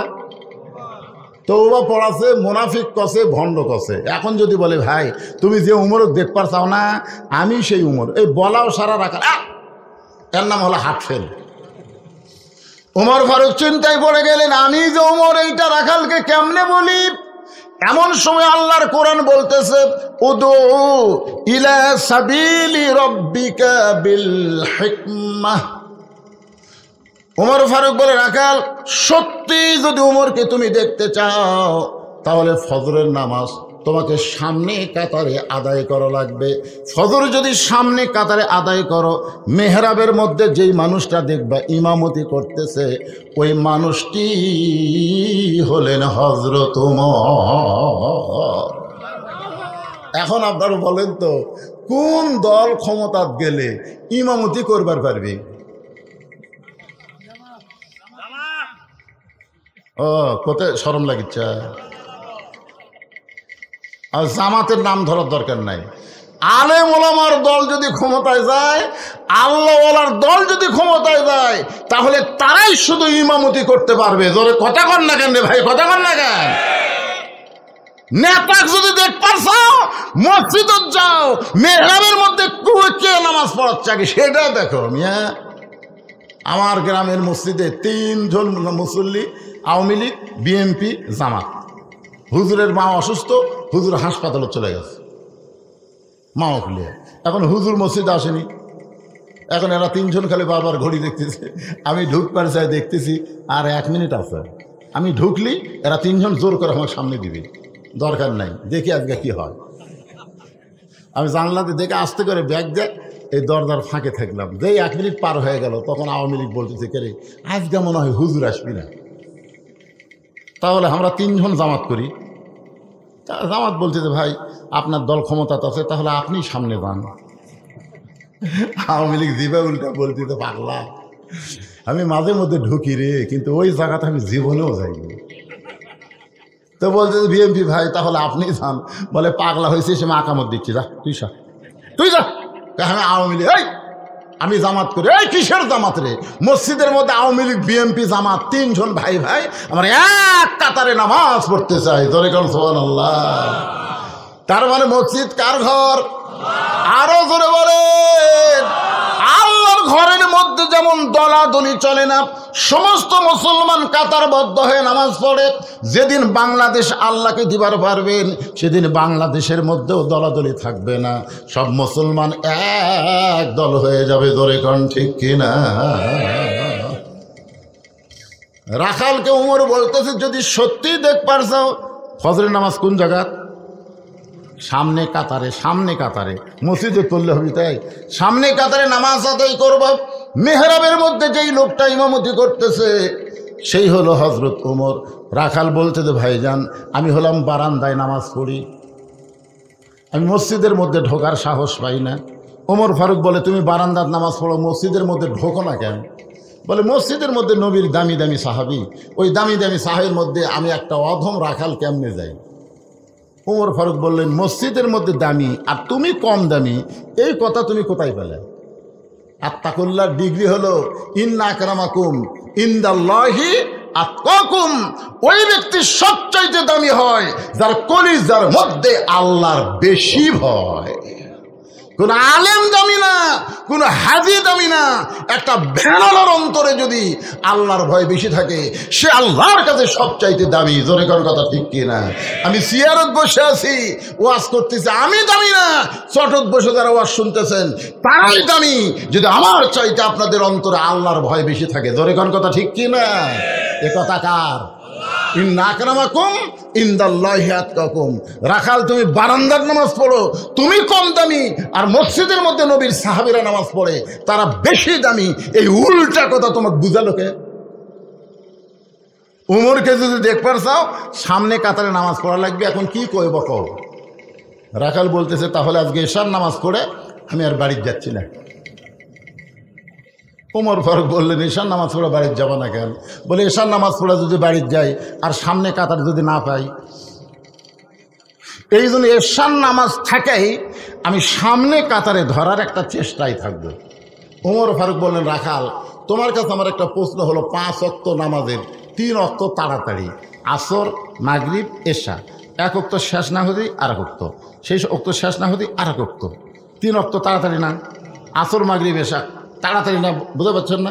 কিন্তু 2 ওয়াক্ত লম্বা কেন? এশা থেকে ফজর আর ফজর থেকে জোহর, এই 2 ওয়াক্ত লম্বা কেন কও? রাখাল কহে, মূর্খ মানুষ করবারই। ওমর ফারুক বললেন, তাহলে শোনো, ফজর থেকে জোহর আল্লাহ লম্বা দিছে, যে এই লম্বা সময়ের মধ্যে তুমি দুনিয়ার কাজ কাম করবে, আলু টালু আবাদ করবে, ধান আবাদ করবে, ব্যবসা বাণিজ্য করবে, চাকরি বাকরি করবে, এইগুলা কাজ কাম করতে গিয়ে তোমার দেহের যে ক্ষয় হবে, দেহের একটা ক্ষয় আছে না নাই? এই দেহের যে ক্ষয় হবে, এশা থেকে ফজর আল্লাহ লম্বা সময় দিছে, ওই লম্বা সময়ের মধ্যে তুমি ঘুম পারলে ওই ক্ষয়টা আল্লাহ ঘুমের মধ্যে পুরা করে দিবে। তাহলে তুমি যদি এশার নামাজ থেকে ফজরের নামাজ ধরবার চাও আর তোমার চোখের যদি ঘুম ধরে, তখন কি করবা? রাখাল বলতে, ঘুম যদি ধরি মসজিদের মধ্যে ঘুমাইয়া যাব। যেই কষে মসজিদের মধ্যে ঘুমাবো, ওমর ফারুকের চেহারা রক্তের মতো লাল হয়ে গেছে। এই রাখালেই মসজিদের মধ্যে ঘুম পাড়ার দলিল দে। তুই যে মসজিদে ঘুম পারবো তার একটা দলিল থাকা লাগবে না? কথা কন, দলিল থাকা লাগবে না? ঘুম পাড়া তো দূরের কথা, সবাই জোহর নামাজ পড়ে বাড়িতে গেছে, এরা 3 জন 4 ফ্যান দিয়ে গল্প করতেছে। 3 জন কয় ফ্যান দিছে? 4 ফ্যান দিয়ে গল্প করতেছে, 1-8 ঘন্টা হয় গল্প ছাড়ে না। ফেরেশতারা বলতেছে আল্লাহ সবাই নামাজ পড়ে বাড়িতে গেল, এরা তিনজন যে গল্প করতেছে মাথার উপর ফ্যান ঘুরতেছে, এর কি রেজাল্ট কি? আল্লাহ বলতেছে এরা গল্প করার সময় যতক্ষণ মাথার উপর ফ্যান ঘুরিছে এই ফ্যানের কারেন্টের বিল এই তিনজন আলাদাভাবে না দেওয়া পর্যন্ত এরা জান্নাতে যাওয়ার পারবে না। কারণ মসজিদ ওর বাপের ঘর না যে ইচ্ছা মতো ফ্যান ঘুরাবি। জোরে কোন কথা ঠিক কিনা? আমরা ছোটবেলায় পিএস কাঁচা পিএস খাই মসজিদে গেছি, কুলে যে ঘুতে মেরে বের করে তোর মুখ পিএস গন্ধাই রে। আর এখন মসজিদের মধ্যে পিএস কাইটা মুড়ি মাখতেছে, মনে মসজিদ তোর বাপের রান্নাঘর। কি মসজিদ তোর বাপের রান্নাঘর? মসজিদের একটা গুরুত্ব আছে না? কথা কওয়া লাগবে, গুরুত্ব আছে না নাই? রাখাল ফজরের আযানের গুরুত্ব দিও। 5 ওয়াক্ত নামাজের মধ্যে যে 5টা আযান দেওয়া হয় সবচাইতে গুরুত্বপূর্ণ আযান হলো ফজরের আযান। সবচাইতে গুরুত্বপূর্ণ আযানের নাম কি? সবাই কোন? এই যুবকেরা, মুরব্বীরা একজনও করবেন না। এই যুবকেরা ফজরের নামাজের আযানে একই শব্দ 2 বার বেশি কয়, সেই শব্দ কি? আপনারা করছেন কেন? এরা 3টা পর্যন্ত ঘুম পড়ে, 3টা পর্যন্ত আর্জেন্টিনার খেলা দেখে। এই শালা যুবকেরা 3টা পর্যন্ত খেলা দেখে, আর ফজরের আগে যে আযান কেবল আল্লাহ কতি ওরা ল্যাব দেয় মাথার উপর, ল্যাব মাথার উপর দেয়, পাও বের হয়, পাওটা না বুকের কাছে আনছে। আপনি বেড়া জানলা দিয়ে দেখবেন মনে হয় ল্যাপের মধ্যে চাউলের বস্তা ঠেকা থোসা, মাথাও নাই পাও নাই। কেরে আপনারা কি মনে করতেছেন বুড়া হলে নামাজ ধরবেন? বুড়া হলে আল্লাহ হাসরের ময়দানে বলবে তোর শৈশবকালের কোনো হিসাব দেওয়া লাগবে না, তোর বুড়াকালের কোনো হিসাব দেওয়া লাগবে না, খালি যৌবনকালের হিসাব দেওয়া জান্নাতে যাও। জোরে বলেন কত ঠিক কথা বলেন? 7 বছর থেকে নামাজের তালিম দেওয়া লাগবে, 10 বছর থেকে পড়বার না চাইলে গাড় ধরে মসজিদে নিয়ে যাওয়া লাগবে। হুকুম কার? হুকুম কার? যুবকেরা শোনো, 2 ওয়াক্ত নামাজ বাড়িতে পড়লে মুনাফিক হবা। একটা হলো এশার নামাজ, একটা হলো ফজরের নামাজ। এই 2 ওয়াক্ত নামাজ তোমাকে জামাতে আদায় করা লাগবে। আমি যেই বললাম লাগ, আপনার পরকা শব্দ বলবেন লাগ। এর নাম হলো শূন্যস্থান পুরা করা। এইরকম করে যদি ওয়াজ শোনেন একটা লোকেরও ঘুম ধরবি না। কি আপনাকে ক্লান্ত লাগতেছে? হযরত ওমর বলে রাখাল আযানের গুরুত্ব দিও।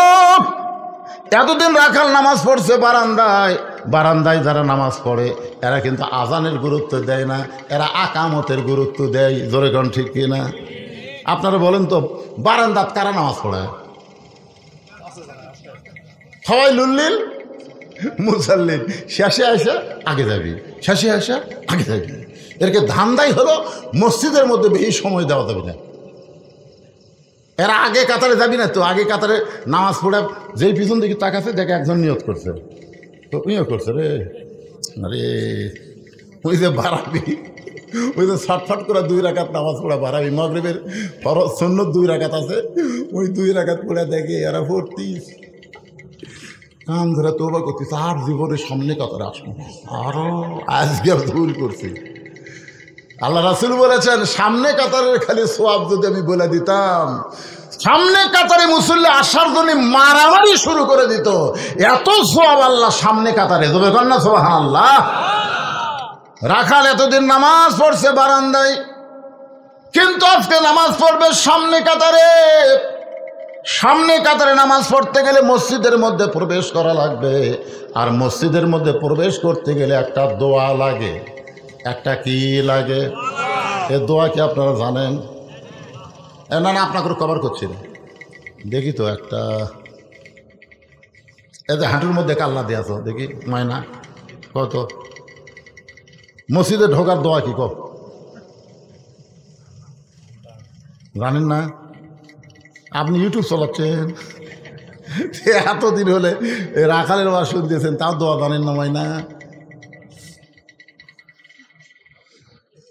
অন্য কোনো যুবককে আর প্রশ্ন করবো না। এই যে আমার এই ভাই চশমা আলা ভাই, মন কষ্ট নিয়েন না, এটা দেখ কি সব যে আপনি পাবেন। আল্লাহুম্মা ইফতাহলি, কোন আল্লাহুম্মা ইফতাহলি আবওয়াবা রহমাতিক। আচ্ছা, এই দোয়া মুখস্থ করতে কোনো মাদ্রাসা যাওয়া লাগবে? কথা কোন মাদ্রাসা যাওয়া লাগবে? এই শুনতে শুনতে আমি আজ পর্যন্ত বাংলাদেশের কোনো মানুষকে বলতে শুনিনি যে সূরা ফাতিহা মুখস্থ করার জন্য মাদ্রাসা পড়া লাগছে। এমনি 2-4 দিন নামাজ পড়তে পড়তে সূরা ফাতিহা মুখস্থ হয়ে যায়। জোরে কোন কথা ঠিক কিনা? মসজিদে ঢোকার দোয়া, মসজিদে বেড়ার দোয়া, এলা মুখস্থ করার জন্য মাদ্রাসা পড়া লাগবে? তাহলে সবাই বলেন আল্লাহুম্মা ইফতাহলি আবওয়াবা রহমাতিক। এই দোয়াটা পড়ে রাখাল কোন পা? জোরে কোন কোন পা?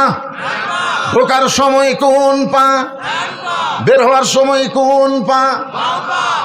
যদি কেউ, ফতোয়ার কিতাব আছে, যদি কেউ ঢোকার সময় বাম পাও দেয়, মনে ভুলে ঢুকছে, খেয়াল করেন ফট করে বাম পা দিছে, আল্লাহ রাসূল বলতেছেন যখনই মনে হবে সে বাম পায়ে ঢুকছে তাকে আবার ব্যাক গিয়ার দেওয়া লাগবে, ধার মাথা কাট করা হবে না, ওইভাবে ব্যাক গিয়ার বোঝেন না, ওইভাবেই পিছনে আসা লাগবে, আসা আস্তাগফিরুল্লাহ পড়ে তারপরে ডান পা দিয়ে আবার দোয়া পড়ে ঢোকা লাগবে। যদি আপনি বাম পায়ে ঢুকাই যান তাহলে আপনার নামাজ মাকরু হবে। সেই জন্য আবার কি করা লাগবে, কথাটা কি খেয়াল করছেন? ব্যাক গিয়ারে আসা লাগবে, মুখ ঘুরে পারবেন না, ওই ব্যাক গিয়ার বোঝেন না, ব্যাক গিয়ারে আসে আবার আস্তাগফিরুল্লাহ আল্লাহ আমার ভুল হয়ে গেছে আল্লাহ, এই বলে আবার ডান পা দিয়ে মসজিদের মধ্যে ঢুকতে হবে। রাখাল ডান পায়ে মসজিদের মধ্যে ঢুকে সামনে কাতারে যাবার চাই। এতদিন রাখাল নামাজ পড়ছে কোন জায়গায়? জোরে কোন জায়গায়? আজকে সামনে কাতারে যাওয়ার জন্য রাখাল যখন রাস্তা নেয়, প্রত্যেকটা সাহাবী নড়ে সরে রাখালকে যাওয়ার রাস্তা করে দেয়। রাখাল মনে মনে বলে আল্লাহ, এতদিন মনে করেছিলাম মসজিদের মধ্যে দামি, কিন্তু আজকে ভিতরে ঢুকে দেখতেছি আমিও যা এরাও তাই। আপনারা ভিতরে না ঢুকলে বুঝতে পারবেন না।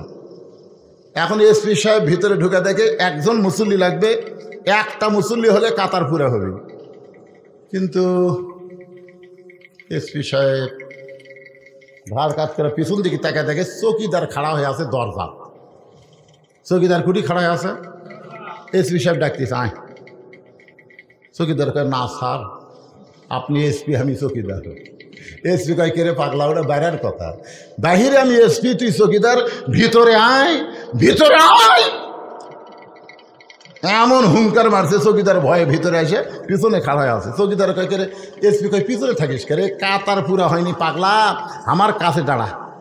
তখন কয়, স্যার আমি কিসের চৌকিদার, তুইও আমিও তাই, আমার দাঁড়া, পায়ের গোড়ালির সঙ্গে গোড়ালি মিল কর, গোড়ালির সাথে গোড়ালি মিল কর। চৌকিদার বলে, স্যার আমার পাও ফাটা, আপনারটা তেলতেলা। এসপি বলতেছে, তেলতেলা ফাটায় এক হয়ে যাবি রে। মসজিদের মধ্যে এসপি চৌকিদার নাই। এক ফকির ভিক্ষা করবার গেছে বাদশাহ শাহজাহানের দরবারে। একজন মন্ত্রী বলতেছে, বাদশাহ তো এখন রাজ দরবারে নাই, ওই ঘরের মধ্যে ঢুকছে। ফকির ওই ঘরের কাছে গিয়ে দেখে দরজা বন্ধ, জানলার একটা ফাঁক দিয়ে তাকায় দেখে গোটা ঘরের মধ্যে একজন মাত্র মানুষ 2 হাত তুলে বলতেছে, ও বাদশাহ, তোমার দরবারে আমি ফকির বলে কাঁদতেছে। ফকির মনে মনে কয়, আইলাম বাদশার কাছে, কিন্তু ভিতরে ঢুকে দেখি আমিও যা বাদশাও তাই। তাহলে আসল বাদশাকে? আসল বাদশা মানুষ না, আসল বাদশা হলো তাবারাকাল্লাযী বিয়াদিহিল মুলক ওয়া হুয়া আলা কুল্লি শাইইন কাদির। আসল বাদশা হলেন আমার আল্লাহ। লিল্লাহি তাকবীর। হাসিনা কছিল, এ দেশ আমার বাপের, এ দেশ আমার বাপের, এ দেশ আমার। 41 সালের আগে আমাকে নামাইকে আল্লাহ কয়, 5 তলা তুটা 1.5 লাখ টাকার খাট, 12,000 টাকার কম্বল ওড়ে তামানে গাওয়ার দিয়ে কয়, আমার বাড়ি, আমার ঘর, আমার নামাইকে। 9টার সময় এই কথা কয়ে বেটা ঘুমিয়ে গেছে। 3টার সময় একটা ভূমিকম্প বোঝেন না, বিল্ডিং খালি লড়ে উঠছে, ওই এত ফোর্সে নামছে। 9টার সময় কি করছে ওটার মনে নেই, এত ফোর্সে নামছে, কম্বলের মধ্যে লুঙ্গি খুলে আছে, ওটাও আর পরার টাইম পাই না।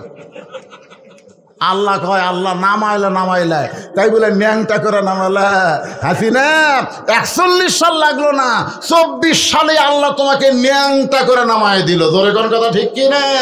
ক্ষমতার মালিক কে? সম্রাট শাহজাহান যদি আল্লাহর কাছে ফকির ফকির বলে কাঁদতে পারে, তুমি হাসিনা কি হইছ? ক্ষমতার মালিক কেউ না, ক্ষমতার মালিক ওহু আলা কুল্লি শাইইন কদির, প্রত্যেকটা বিষয়ের হয়ে একমাত্র ক্ষমতাকার। আরো জোরে বলেন ক্ষমতাকার। বিশ্বাস হচ্ছে না? আপনারা যেখানে বসেছেন আল্লাহ যদি কয় উৎপাত দেব না রে, পারবেন? আজকে আমার কি হয়েছিল জানেন? 2টার সময় ডায়াবেটিস নীল হয়ে আমি খাস করে পড়ে গেছি রে ভাই, 2টার সময়। পরে আমার যে বক্তব্য করলো আমার নাতি মিশিংতে আমার এখান থেকে রক্ত বার করে পরীক্ষা করে দেখে ডায়াবেটিস 2, মানে নীল হয়ে যাচ্ছি আমি। সাথে সাথে চিনি, তারপর শরবত টরবত মিষ্টি সন্দেশ যা আছে এখানে মুখের মধ্যে খালি ঢুকে দিচ্ছে সমান। আমার মতন একটা জুয়ান তাগড়া মানুষ পড়ে গেছি ভাই। যদি এরা চিনি মিনি না ঢুকালো, আল্লাহ গায়ে তোর আর ওটার ক্ষমতা নাই রে, ওটার ক্ষমতা নেই রে। আহারে আল্লাহ আল্লাহ আল্লাহ। মানুষ অহংকার কেমনে করে, কেমনে নিজে পারে না, 2 জন 3 জন ধরে ধরে টেজে তুলে দে কোনো মতে মাইক পাইয়ে। মাজা ভাঙ্গা পাগলা, তুই লিজি হেঁটে পারিস না ঠিক মতো, ক্যাঙ্গর ম্যাঙ্গর করে হাঁটিস, আর ওই মাইক পায়ে কয় খেলা হবে খেলা হবে। কে রে পাগলা, খেলবার গেলে মাজা লাগবি রে, মাজা ছাড়া খেলা যায়? সুন্নত আপনাকে পড়াই লাগবে। কয় রাকাত? 12 রাকাত সুন্নত হলো সুন্নতে মুআক্কাদ, আপনাকে পড়তেই হবে। তার মধ্যে হচ্ছে মাগরিবের পরে 2 রাকাত, মাগরিবের পরে 2 রাকাত, এশার পরে 2 রাকাত, জোহরের আগে 4 রাকাত, জোহরের পরে 2 রাকাত, মানে 6 রাকাত সুন্নত খালি জোহরের মধ্যে আছে। আর এই 4 ওয়াক্ত মিলে আছে 6 রাকাত। আসরের কোনো সুন্নত নাই, আছে যেটা সামনে না পড়লে কোনো পাপ নাই। কিন্তু এই 12 রাকাত তাহলে কয় রাকাত হলো? আমি আর একবার বলি, মাগরিবের পরে 2 রাকাত, এশার পরে 2 রাকাত, ফজরের আগে 2 রাকাত, জোহরের আগে 4 রাকাত, জোহরের পরে 2 রাকাত, এই সর্বসা করলে 12 রাকাত সুন্নাত। তার মধ্যে রাসূল বলেছেন ফজরের 2 রাকাতের সুন্নতের গুরুত্ব সবচাইতে বেশি। রাকাল 2 রাকাত সুন্নত নামাজ পড়ে চুপটি করে বসে আস, মনের মধ্যে বড় আশা, আজকে প্রাণ ভরে হযরত ওমর দেখ মরে, সারা জীবনের সাধনা। রাখাল যেখানে বসে আছে, একজন সাহাবী মসজিদের মধ্যে ঢুকে দেখে জায়গা দখল। যে সাহাবী মসজিদের মধ্যে ঢুকে দেখে জায়গা দখল, ওই সাহাবীর নাম হলো ওসমান গনি। ধরে বলে নাম কি? ওসমান গনি। কয় কে রে, আমার জায়গা, এটা কে বসে আছে রে? এখন আপনারা বলেন তো ভাই, একমাত্র ইমামের জায়গা ছাড়া মসজিদে কারোর জায়গা নির্দিষ্ট আছে? কিন্তু ওসমান গনি কেন বলতেছে যে আমার জায়গা কে বসে আছে? এটা বলার পিছনে কারণ হলো রাসূলের হাদিস। আল্লাহ রাসূল বলতেছেন, খুব মনোযোগ দিয়ে শুনবেন, আমি যতদিন ইমামতি করব, আমি বরাবর যিনি পিছনে থাকবে তার নাম হলো আবু বকর। তার নাম কি? আবু বকর যখন ইমামতি করবে, আবু বকর বরাবর যিনি পিছনে দাঁড়াবে তার নাম হলো উমর। উমর যতদিন ইমামতি করবে, উমর বরাবর পিছনে যিনি দাঁড়াবে তার নাম হলো ওসমান। ওসমান যতদিন ইমামতি করবে, ওসমান বরাবর পিছনে যিনি থাকবে তার নাম হলো হযরত আলী। হযরত আলী যখন ইমামতি করবে, আলী বরাবর পিছনে। এ কথা বলে রাসূল কারো আর নাম কয় না। সাহাবীরা বললেন, হুজুর তাহলে হযরত আলী যখন ইমামতি করবে, আলী বরাবর পিছনে কে দাঁড়াবে? রাসূল বললেন, মা ইয়ানতিকু আনিল হাওয়া ইন হুয়া ইল্লা ওয়াহয়ু ইউহা। আমি নবী ততক্ষণ পর্যন্ত বলতে পারি না যতক্ষণ আল্লাহ আমাকে না বলায়। এ আলী পর্যন্তই হলো খোলাফায়ে রাশিদিন। এ আলী পর্যন্ত কি? খোলাফায়ে রাশিদিন। তাহলে হযরত উমর যখন ইমামতি করবে, উমর বরাবর কে দাঁড়াবে? সবাই কন না কেন, কে দাঁড়াবে? কিন্তু যাকে জায়গা দখল। নবী বলেছেন আল হায়াউন ওসমান। ওসমানের শরমও বেশি, নরমও বেশি। ওসমান দেখতেছে একটা ভাই যখন বসে আছে, বসার সাইজও ভালো, বসার সাইজ মসজিদে কিন্তু বসার সাইজ দুই একটা দেখবেন বেয়া সাইজা, দুই একটা বেয়া সাইজা লোক বসে না, বসে টুকপ্যাক ধরে বসে। কে রে নামাজের শুরুতে বসত তো টোপন ধরে দেখি দেখি লেটা ফেলে বসছে না, ইঙ্গা হাঁটু ধরে বসছে, তখন তো ঘুম ধরবি। এত সুন্দর হয়ে বসে আছে। ওসমান গনি দেখে রাখা, বুঝতে পারেনি তো রাখা ফাঁক আছে, একটু ফাঁক আছে, এই ফাঁকের মধ্যে ফজরের 2 রাকাত সুন্নত নামাজ পড়ে ওসমান গনি রাখালের দিকে 3 বার তাকাছে। জোরে বলেন কয়বার? একটা মূর্খ মানুষের দিকে কেউ যদি বারবার তাকায়, আপনি বলেন তো মানুষ খুশি হবে না রাগ করবে? হ্যাঁ, শিক্ষিত মানুষের দিকে বারবার তাকান, ওই ব্যাপার হবে না। কিন্তু একটা অটো ভ্যানালার দিকে যদি 3 বার তাকান, হুজুর কি গাড়ি দিয়ে চলেন তো খুব মোশান হতো নাকি? হযরত ওসমান গনি রাখালের দিকে 3 বার তাকাইছে। রাখাল মিয়া বারবার আমার দিকে তাকাও কেন মিয়া? ওসমান গনি চোখের পানি বের করে বলতে, ভাইজান আমি কোনোদিন আপনাকে সামনে কাতারে দেখি নাই, আজকে প্রথম দেখতেছি, এ কারণে বারবার একটু তাকাই। বলে আমি সামনে কাতারে কেন আসবো? আমি বারান্দাত নামাজ পড়ি, আমি হলাম একজন রাখাল। যেই বলেছে আমি একজন রাখাল, ওসমান গনি মুচকি মুচকি হাসতেছে। মুচকি মুচকি হাসার কারণ হলো রাখাল যারা হবে তাদের ভাষা নরম না, তাদের ভাষা গরম হওয়া লাগবে। আপনি যদি গরু ছাগল মাঠে নিয়ে যান, আপনার গরু যদি মানুষের আবাদের দিকে যায়, আর আপনি যদি বলেন বাবা গরু ওইদিকে যাস না বাবা, ওইদিকে আলুর ক্ষেত আছে বাবা, এরকম বাবা শোনা করে গরু শুনবে। আর যদি বলে এই গরু, আর এক ধাপ যদি সামনে দেয়, গরু কিন্তু মানুষের চাইতে শোনে ভালো। গরু ঘাড় কাটতে দেখে ওরে বাবা রাখাল আমার লাঠি ঝাঁকাচ্ছে রে। এই জন্য আল্লাহ রাসূল বলেছেন প্রত্যেকটা অভিভাবককে আমি আল্লাহ তাআলা রাখালের দায়িত্ব দিয়ে দুনিয়াতে প্রেরণ করেছে। আল্লাহর পক্ষ থেকে বলা হয়েছে প্রত্যেকটা অভিভাবককে আল্লাহ রাখালের দায়িত্ব দিয়া, কিসের দায়িত্ব? রাখালের দায়িত্ব দিয়ে দুনিয়াতে প্রেরণ করেছে। এখন হয়তো আপনারা চিন্তা করতেছেন, হুজুর আমার বাড়িতে কোনো গরু নাই, আমার বাড়িতে কোনো ছাগল নাই, তাহলে আমি কার রাখালি করব? আপনি চোখ বন্ধ করে দেখেন, আছে 42 বছরের একটা গাভী আছে, 22 বছরের একটা আইডিয়া আছে, 17 বছরের একটা বকনা আছে। 42 বছরের গাভী হলো আপনার বউ, আইডিয়া হচ্ছে আপনার বেটা, আর বকনা হচ্ছে আপনার মেয়ে। আপনি বলেন তো আপনার বউ, আপনার ছেলে, আপনার মেয়ের উপরে আপনার রাখালি করার দায়িত্ব আছে না নাই? রাখালি মানে কি? ওই যেন পরের আবাদ না খায়। জোরে কোন কথা ঠিক কিনা? ওই যেন বাংলাদেশের চ্যানেল ছাড়া হিন্দুকে স্টার জলসা না দেখে। জোরে কথা কন না কেন ভাই?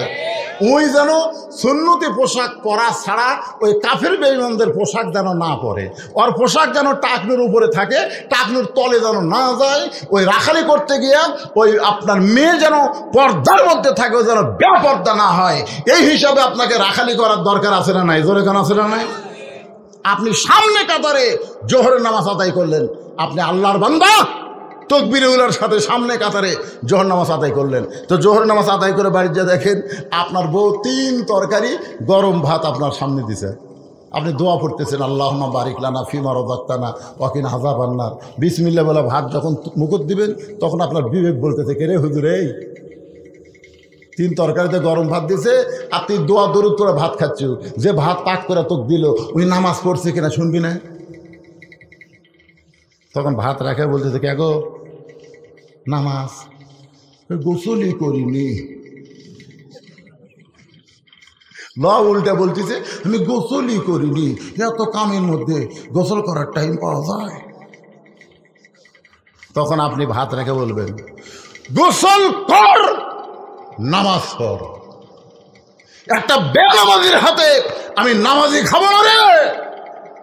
কাজে এই রাখালি করে দেখেন, ওই দৌড়ে দেয় গোসল করে জোহর নামাজ পড়ে আপনার সামনে যখন আসে বলবে এখন খান, তখন আপনি বলবেন হুন্না লিবাসুল্লাকুম ও আনতুম লিবাসুল্লাহ হুন্না।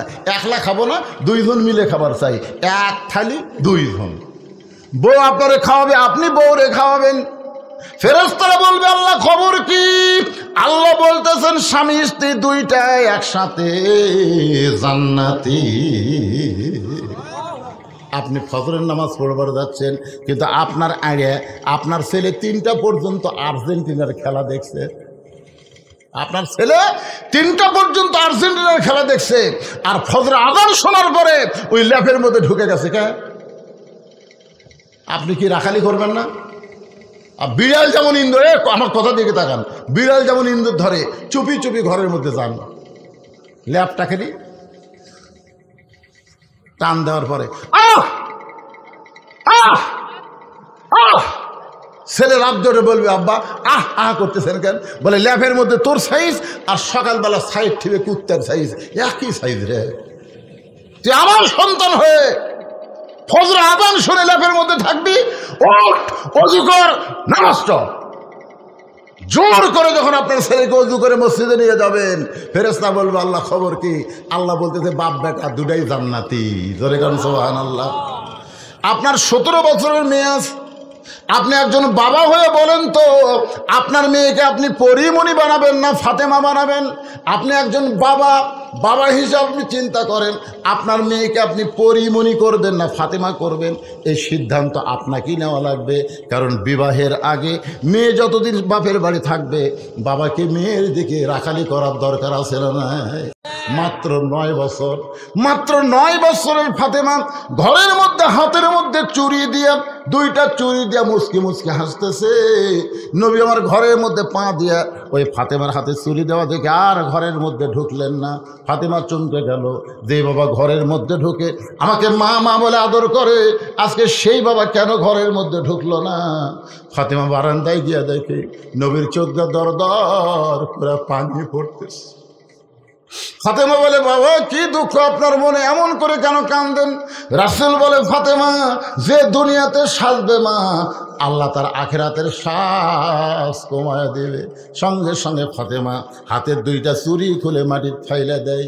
নবী দৌড়ে গিয়ে ওই চুরি 2টা করে জামার পকেটের মধ্যে ঢুকাই। ফাতেমা বলে বাবা যেই চুরি হাতে দেওয়ার কারণে আপনি ঘরে ঢুকলেন না, সেই চুরি ফাইলা দিয়ে পকেটের মধ্যে কেন তুললেন? রাসূল বলে ফাতেমা আয় আয় তুই আমার কাছে আয়। ফাতেমা যেই মাত্র নবীর কাছে, নবী ফাতেমার হাতটা ধরে একটা চুমো দিয়ে বললেন ফাতেমা ফাতেমা শুধু চুরি না, একদিন তোর নাকে নাকফুল পরায় দিব। ও ফাতেমা একদিন তোমার কানের দুল পরায় দিব, একদিন তোমার গলার মালা পরায় দিব। ফাতেমা বলে বাবা কবে কবে? আল্লাহ নবী বললেন যেদিন তোমার বিবাহ হবে। ও ফাতেমা মেয়েরা কেবলমাত্র এক ব্যক্তির জন্য সাজতে পারবে, সেই ব্যক্তি হলো তার স্বামী। স্বামী ছাড়া অন্য কোনো পুরুষের জন্যে মেয়েরা সাজা চলবে। শুধুমাত্র একজনকে খুশি করতে হবে, সেটা হলো তার স্বামী। আমার মায়েরা যারা পর্দার অন্তর আছেন, ও বাবারে বাড়ির যখন থাকে যেমন তেমন কাপড়, আর কোন জায়গার যখন যায় ও বাবারে।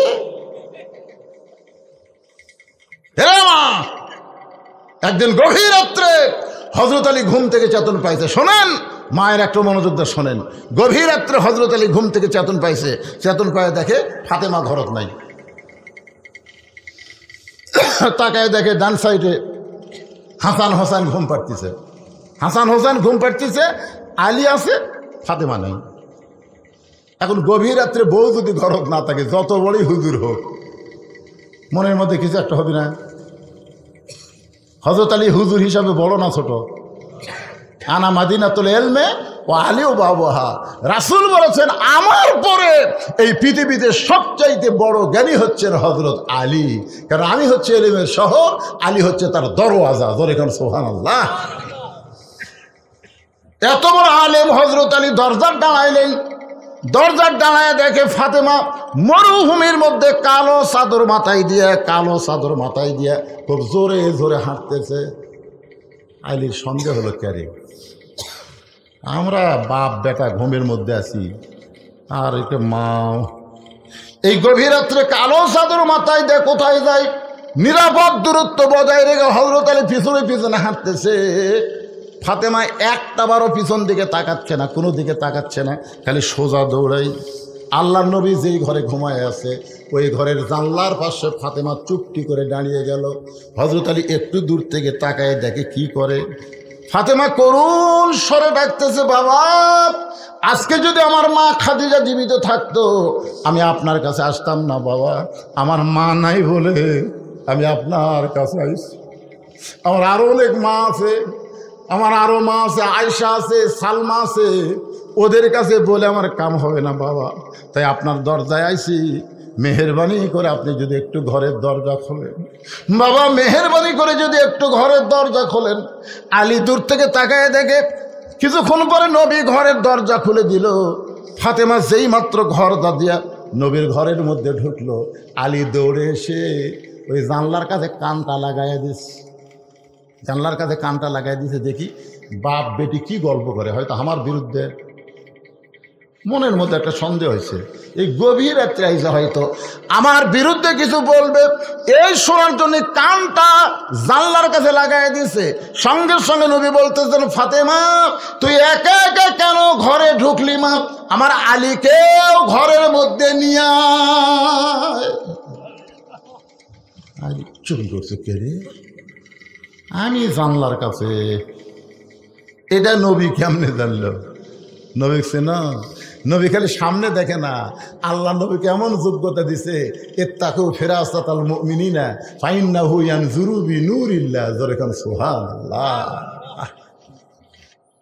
আল্লাহর ওলিদের কাছে গেলে এই ইলমটা পাবেন, এই নূর পাবেন, ইলমে লাদুন্নি পাবেন। জোরে বলেন কথা ঠিক কিনা? হ্যাঁ, ওলি ছাড়া ওই লাগামহীন ঘোড়া, লাগামহীন ঘোড়া যেমন ইচ্ছা মতো চলে, এই জন্য আল্লাহ কোরআনে বলেছেন ওয়াকুনু মা'আস সাদিকিন।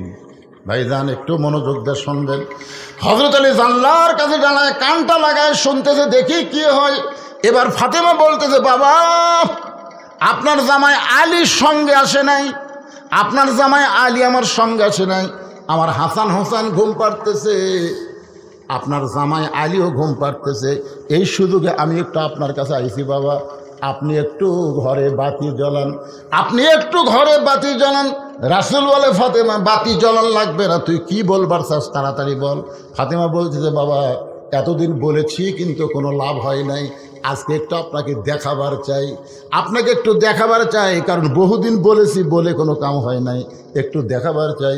যেই মাত্র রাসূল ঘরে বাতি জ্বলাইছে এমন সময় ফাতেমা দুইটা হাত নবীর দিকে এইভাবে বাড়ায়া দিস। এটা নেওয়ার জন্যে না, এটা দেখানোর জন্যে। দুইটা হাত এইভাবে বাড়ায়া দিস। আল্লাহ নবী তাকায় দেখে দুইটা হাত গোস্তের টুকরার মতন রক্তে লাল হয়ে গেছে। ফাতেমা বলতেছে, বাবা আগামীকাল সকালবেলা হাসান হোসেন খাবার চাবে, আমার স্বামী হাসান হোসেন বাপকে খাবার দেওয়া লাগবে, কিন্তু আপনি বলেন বাবা এ হাত দেখে আর জাঁতা ঘুরান যাবে, জাঁতা ঘুরাইতে গেলে হাতে রক্ত দিয়া রক্ত ভিজে যাবে বাবা। এই গভীর রাত্রে আপনার কাছে আইসি বাবা, মেহেরবানি করে অন্তত 3টা দিন আমি জাতা ঘুরাবার পারবো না, আমি জব গমের আটা পিষতে পারবো না, 3টা দিনের জন্য একটু খাবার ব্যবস্থা করেন বাবা। বাবা একটু মেহেরবানি করেন, আমার হাতের দিকে তাকান। আল্লাহ রাসূল ফাতেমার হাতের দিকে তাকায় ঘরের কোণার মধ্যে গিয়া বলে, আল্লাহ আপনার কোনো ছেলে নাই মেয়ে নাই, আপনি লামি আলী দলামি বলা, কিন্তু আল্লাহ কত ধনী ধনী যুবক আমার ফাতেমাকে বিয়ে করবার চাইছিল, কিন্তু আপনি সেগুলো ঘটকালি করেন নাই। এমন একটা গরিব আলীর সঙ্গে আমার মেয়ের বিয়ে হলো, আমার মেয়ে আজকে গোস্তওয়ালা হাত আমার সামনে নিয়ে আইছে। আল্লাহ আজকে আমার মেয়ের ঘরে খাবার নেই, এমন একটা গরিব আলীর সঙ্গে আপনি ঘটকালি করলে আমার কলিজার টুকরা ফাতেমার জীবনে শান্তি নেই। এই কথা যেই মাত্র নবী কইছে সঙ্গে সঙ্গে ফাতেমা মাথায় ঘোমটা দিয়া আল্লাহ নবীর ঘর থেকে বাইরে যায়। রাসূল বলে, ফাতেমা আমি তো তোমার বিরুদ্ধে কিছুই বলিনি মা, তুমি কেন ঘর থেকে বাইরে যাও? ফাতেমা বলে, বাবা আপনি একদিন আমাকে বলেছিলেন আল্লাহ ছাড়া কাউকে যদি সেজদা দেওয়ার হুকুম থাকতো তাহলে প্রত্যেকটা বউকে বলতাম স্বামীর পায়ে সেজদা করো। সেদিন থেকে আল্লাহর পর আমার হাসান হোসেন বাপি হলো আমার চাইতে সব চাইতে দামি বাবা। আপনি তার বিরুদ্ধে আল্লাহর কাছে বলতেছেন আমি এই হাত দিয়ে জাতা ঘুরাইব, এই হাত দিয়ে আমি জমির গম আটা করবো, আমি আপনার কাছে কিছু চাই না বাবা। আপনি আমার স্বামীর বিরুদ্ধে আল্লাহর কাছে বলবেন, আপনার কাছে আমার কিছুই চাওয়ার নাই। সঙ্গে সঙ্গে নবী ডাকতে বলে, আল্লাহ এই ফাতেমা কে গো আল্লাহ, এই ফাতেমা কে? আল্লাহ বলে, হাবিব এই ফাতেমা হলো সাইদুস শাবাবে, এই ফাতেমা হলো খাতুনে জান্নাত, ফাতেমা তো জোহরা সাইদাতুন নিসাই আহলুল জান্নাহ, ফাতেমা তো জোহরা। এই ফাতেমাকে আমি আল্লাহ তাআলা জান্নাতি নারীদের নেত্রী বানাইছি। চিন্তা করে দেখেন, আল্লাহ নবী যদি তার মেয়েকে এরকম শিক্ষা দেয়, আর আপনার মেয়ে হাইল পরে গোটা পাড়া ঘুরতেছে কিলকিল করে, কত যুবক তার চেহারা দিকে নষ্ট হচ্ছে।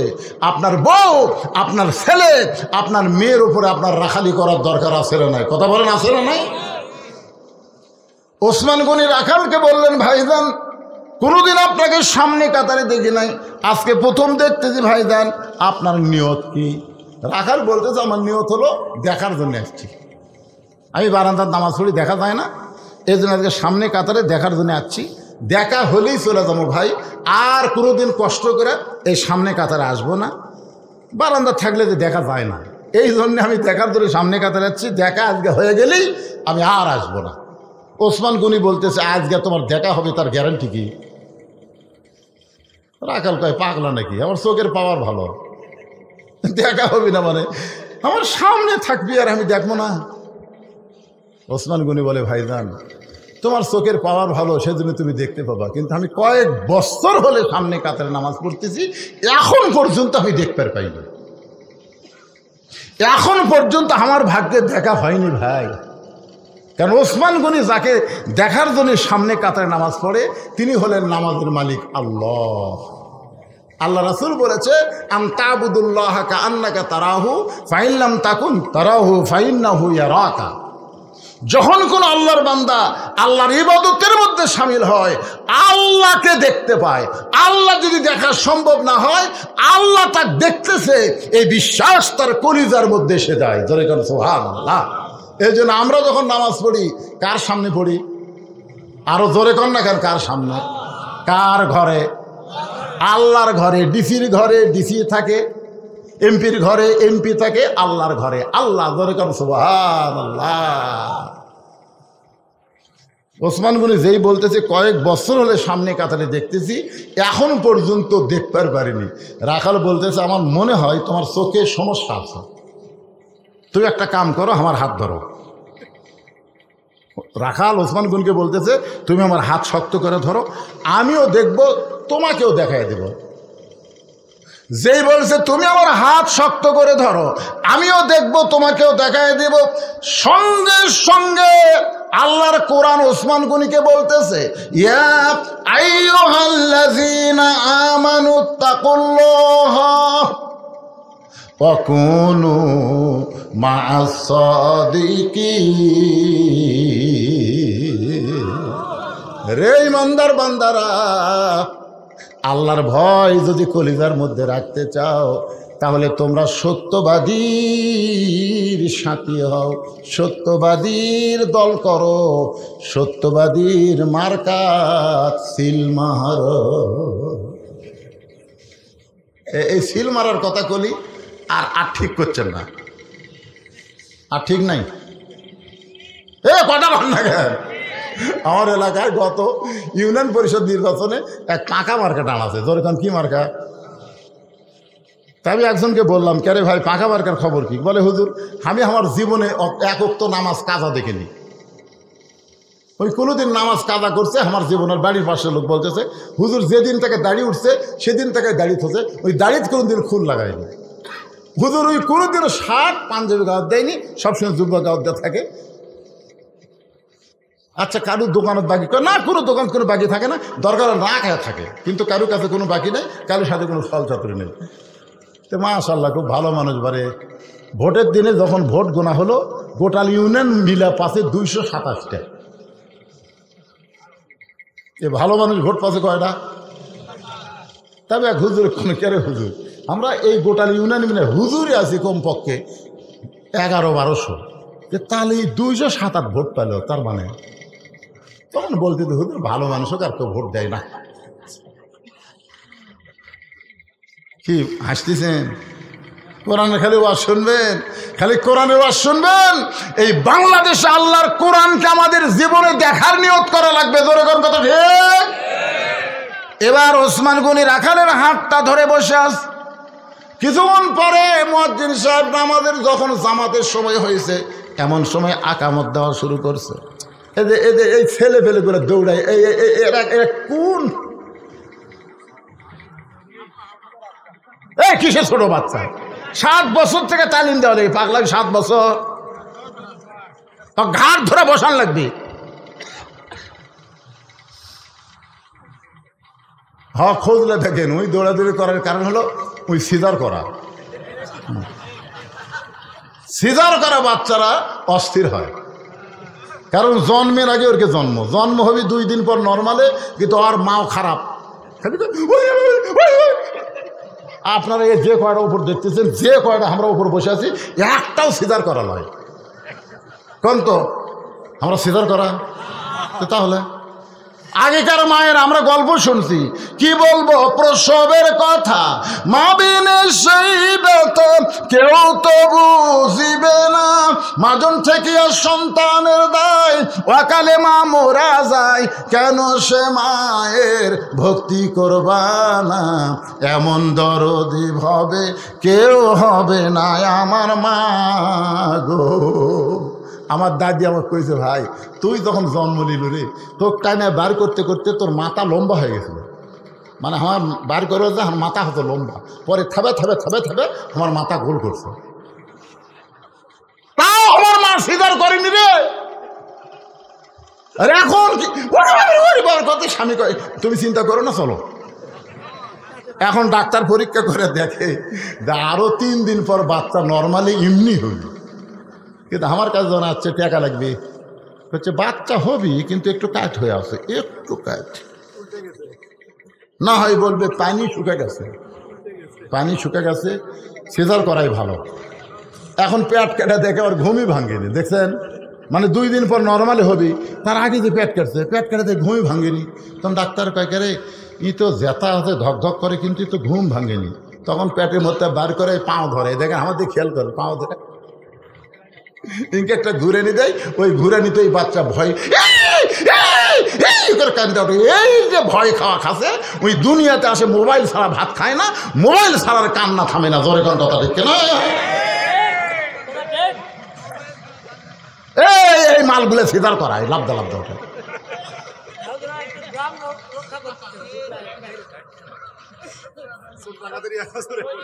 আচ্ছা আচ্ছা, আরে সুবহানাল্লাহ।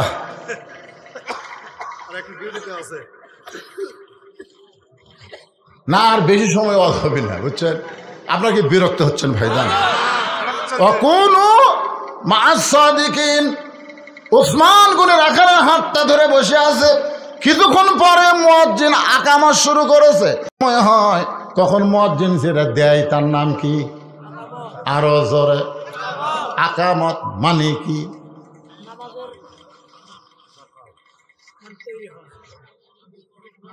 কামাত থেকে আকামত। আকামত দিলে বসে থাকা না খাড়া হওয়া? এ কতক্ষণ বসে থাকা না খাড়া হওয়া?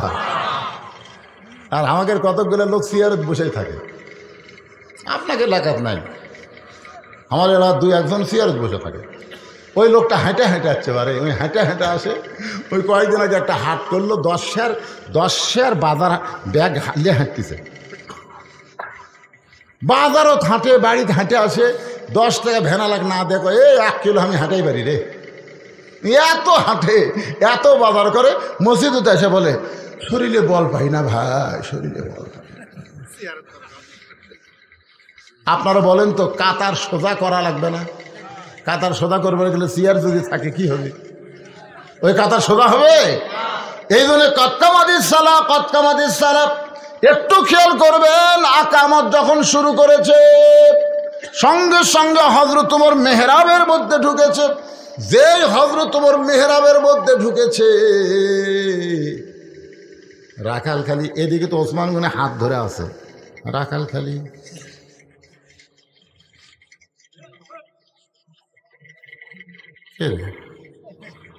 এই তো ঠিকই তো আমি তওবা পড়াছি রে, এটা কি তো মুনাফিক করছি, এটাই তো একই সাইজ করে।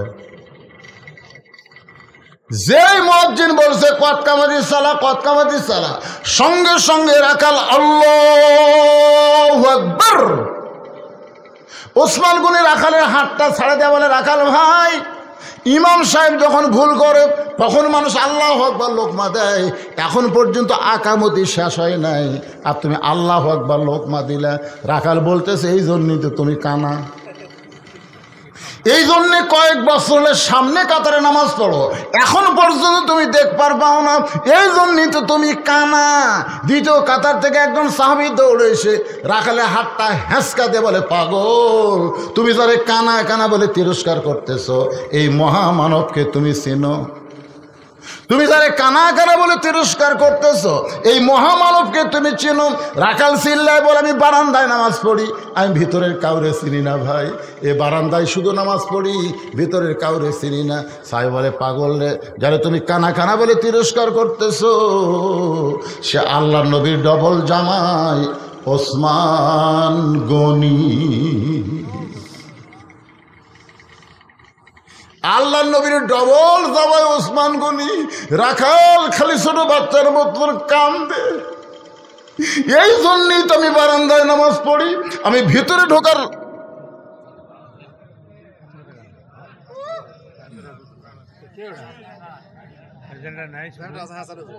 হ্যাঁ কোনো লড়াছড়া নাই, কোনো লড়াছড়া নাই ভাইজান।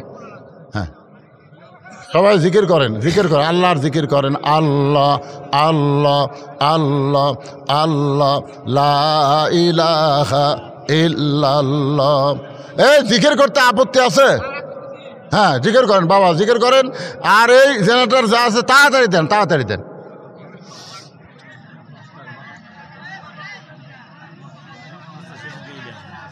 শাসি শাসি হবে, শাসি, হ্যাঁ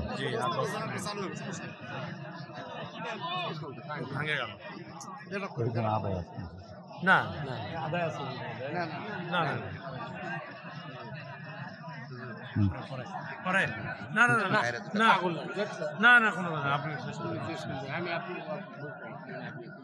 ভাই তাহলে আচ্ছা ঠিক আছে।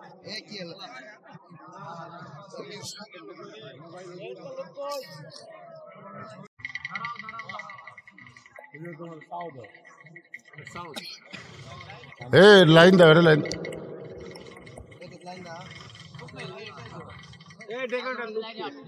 লুটে যাবে, দেখা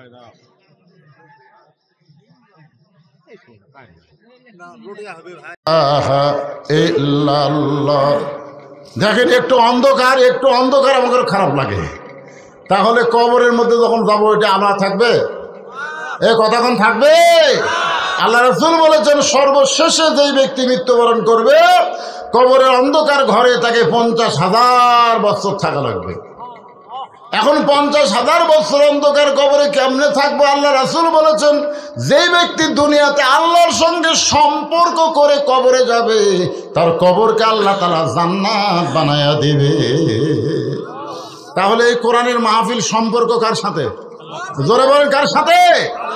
একটু অন্ধকার হয়েছে, লাভ দৌড়ছেন। আচ্ছা, অন্ধকার আপনি কোথায় যাবেন? বাড়ি যাবেন?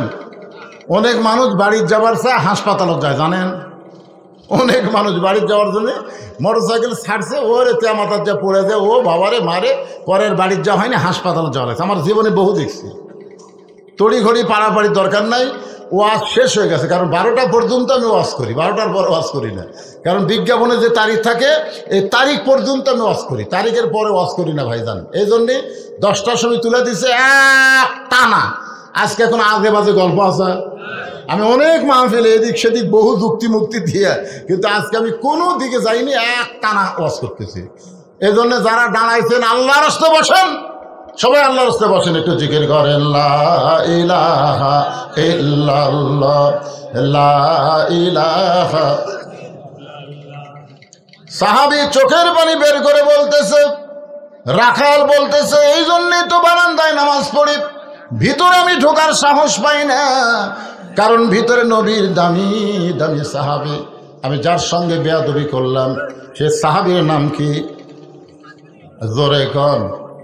ওসমান গনি। এই যে আপনারা বললেন ওসমান গনি, এই গনি ডিগ্রিটা এমনি এমনি না। একদিন আল্লাহ রাসূল বলে, ওসমান, আল্লাহ তোমাকে কত সম্পদ দিয়েছে ওসমান, তুমি কি তার হিসাব দেবার পারবা?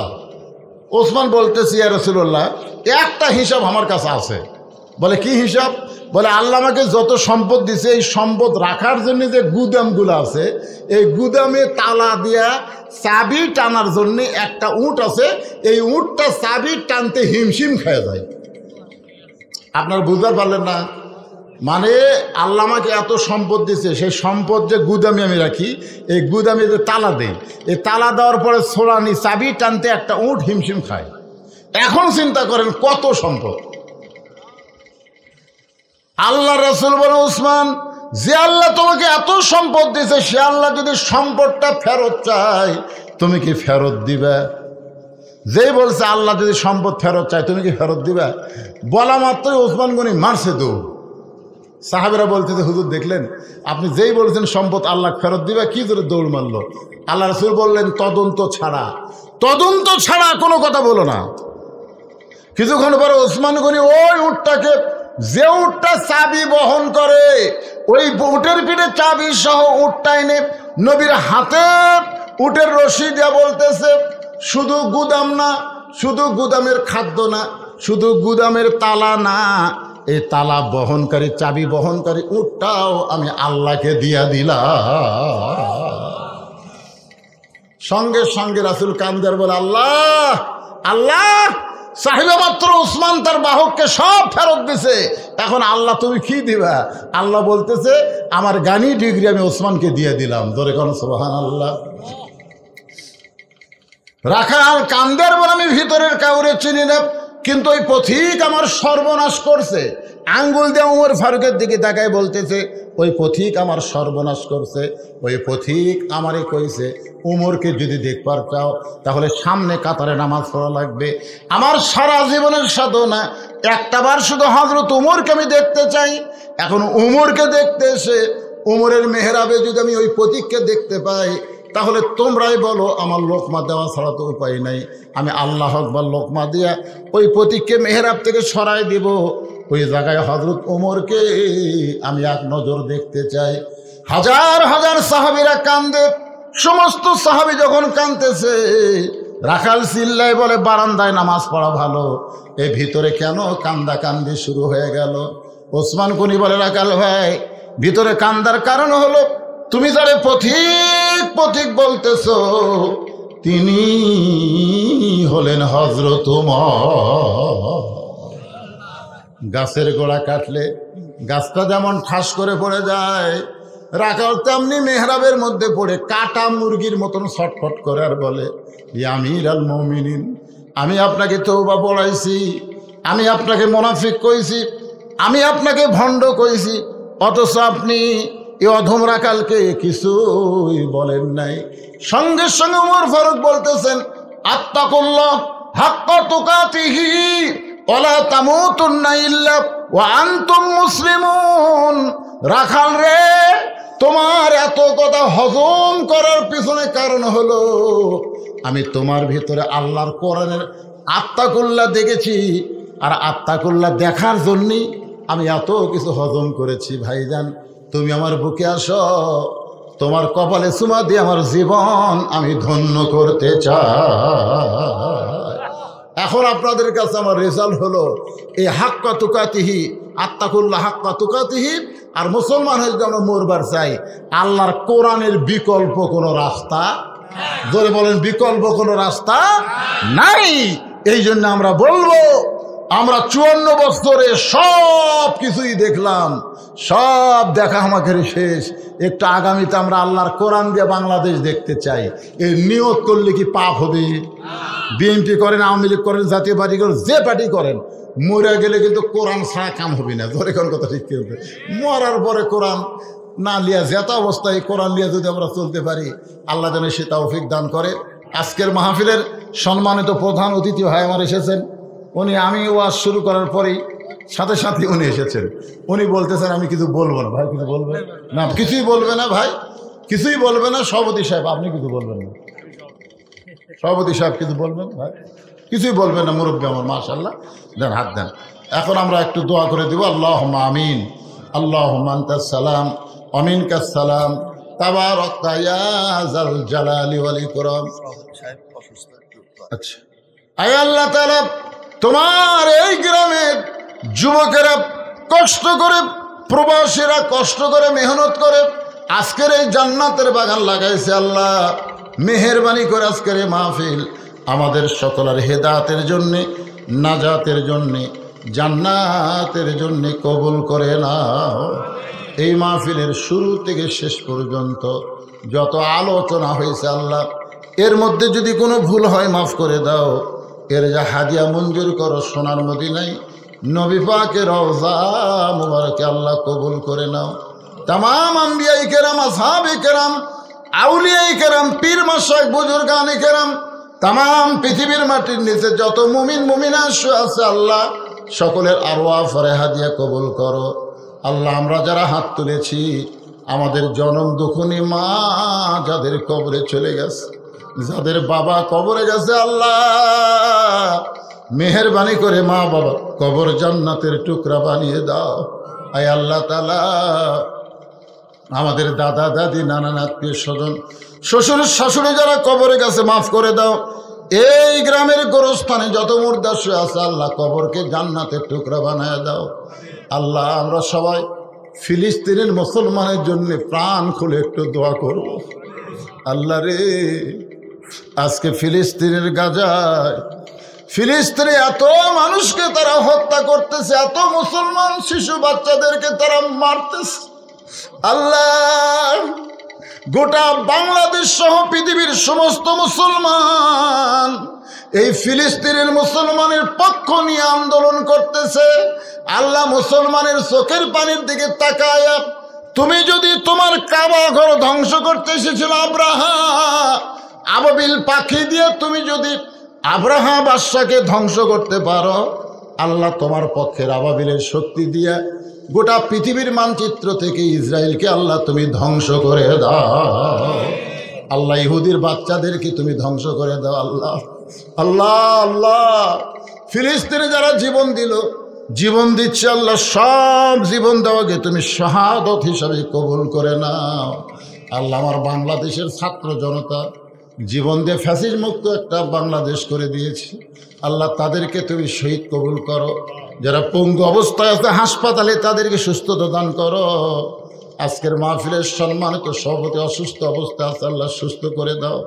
আমি নিজেও অসুস্থ, আমার মতো যারা অসুস্থ হাত তুলেছে আল্লাহ সবাইকে সুস্থতার নিয়ামত দান করো। আজকের মাহফিলের সম্মানিত প্রধান অতিথি কবুল করো, বিশেষ অতিথি কবুল করো, সম্মানিত অতিথিদের কবুল করো। আমার মা বোনদেরকে আল্লাহ তুমি কবুল করো। আমার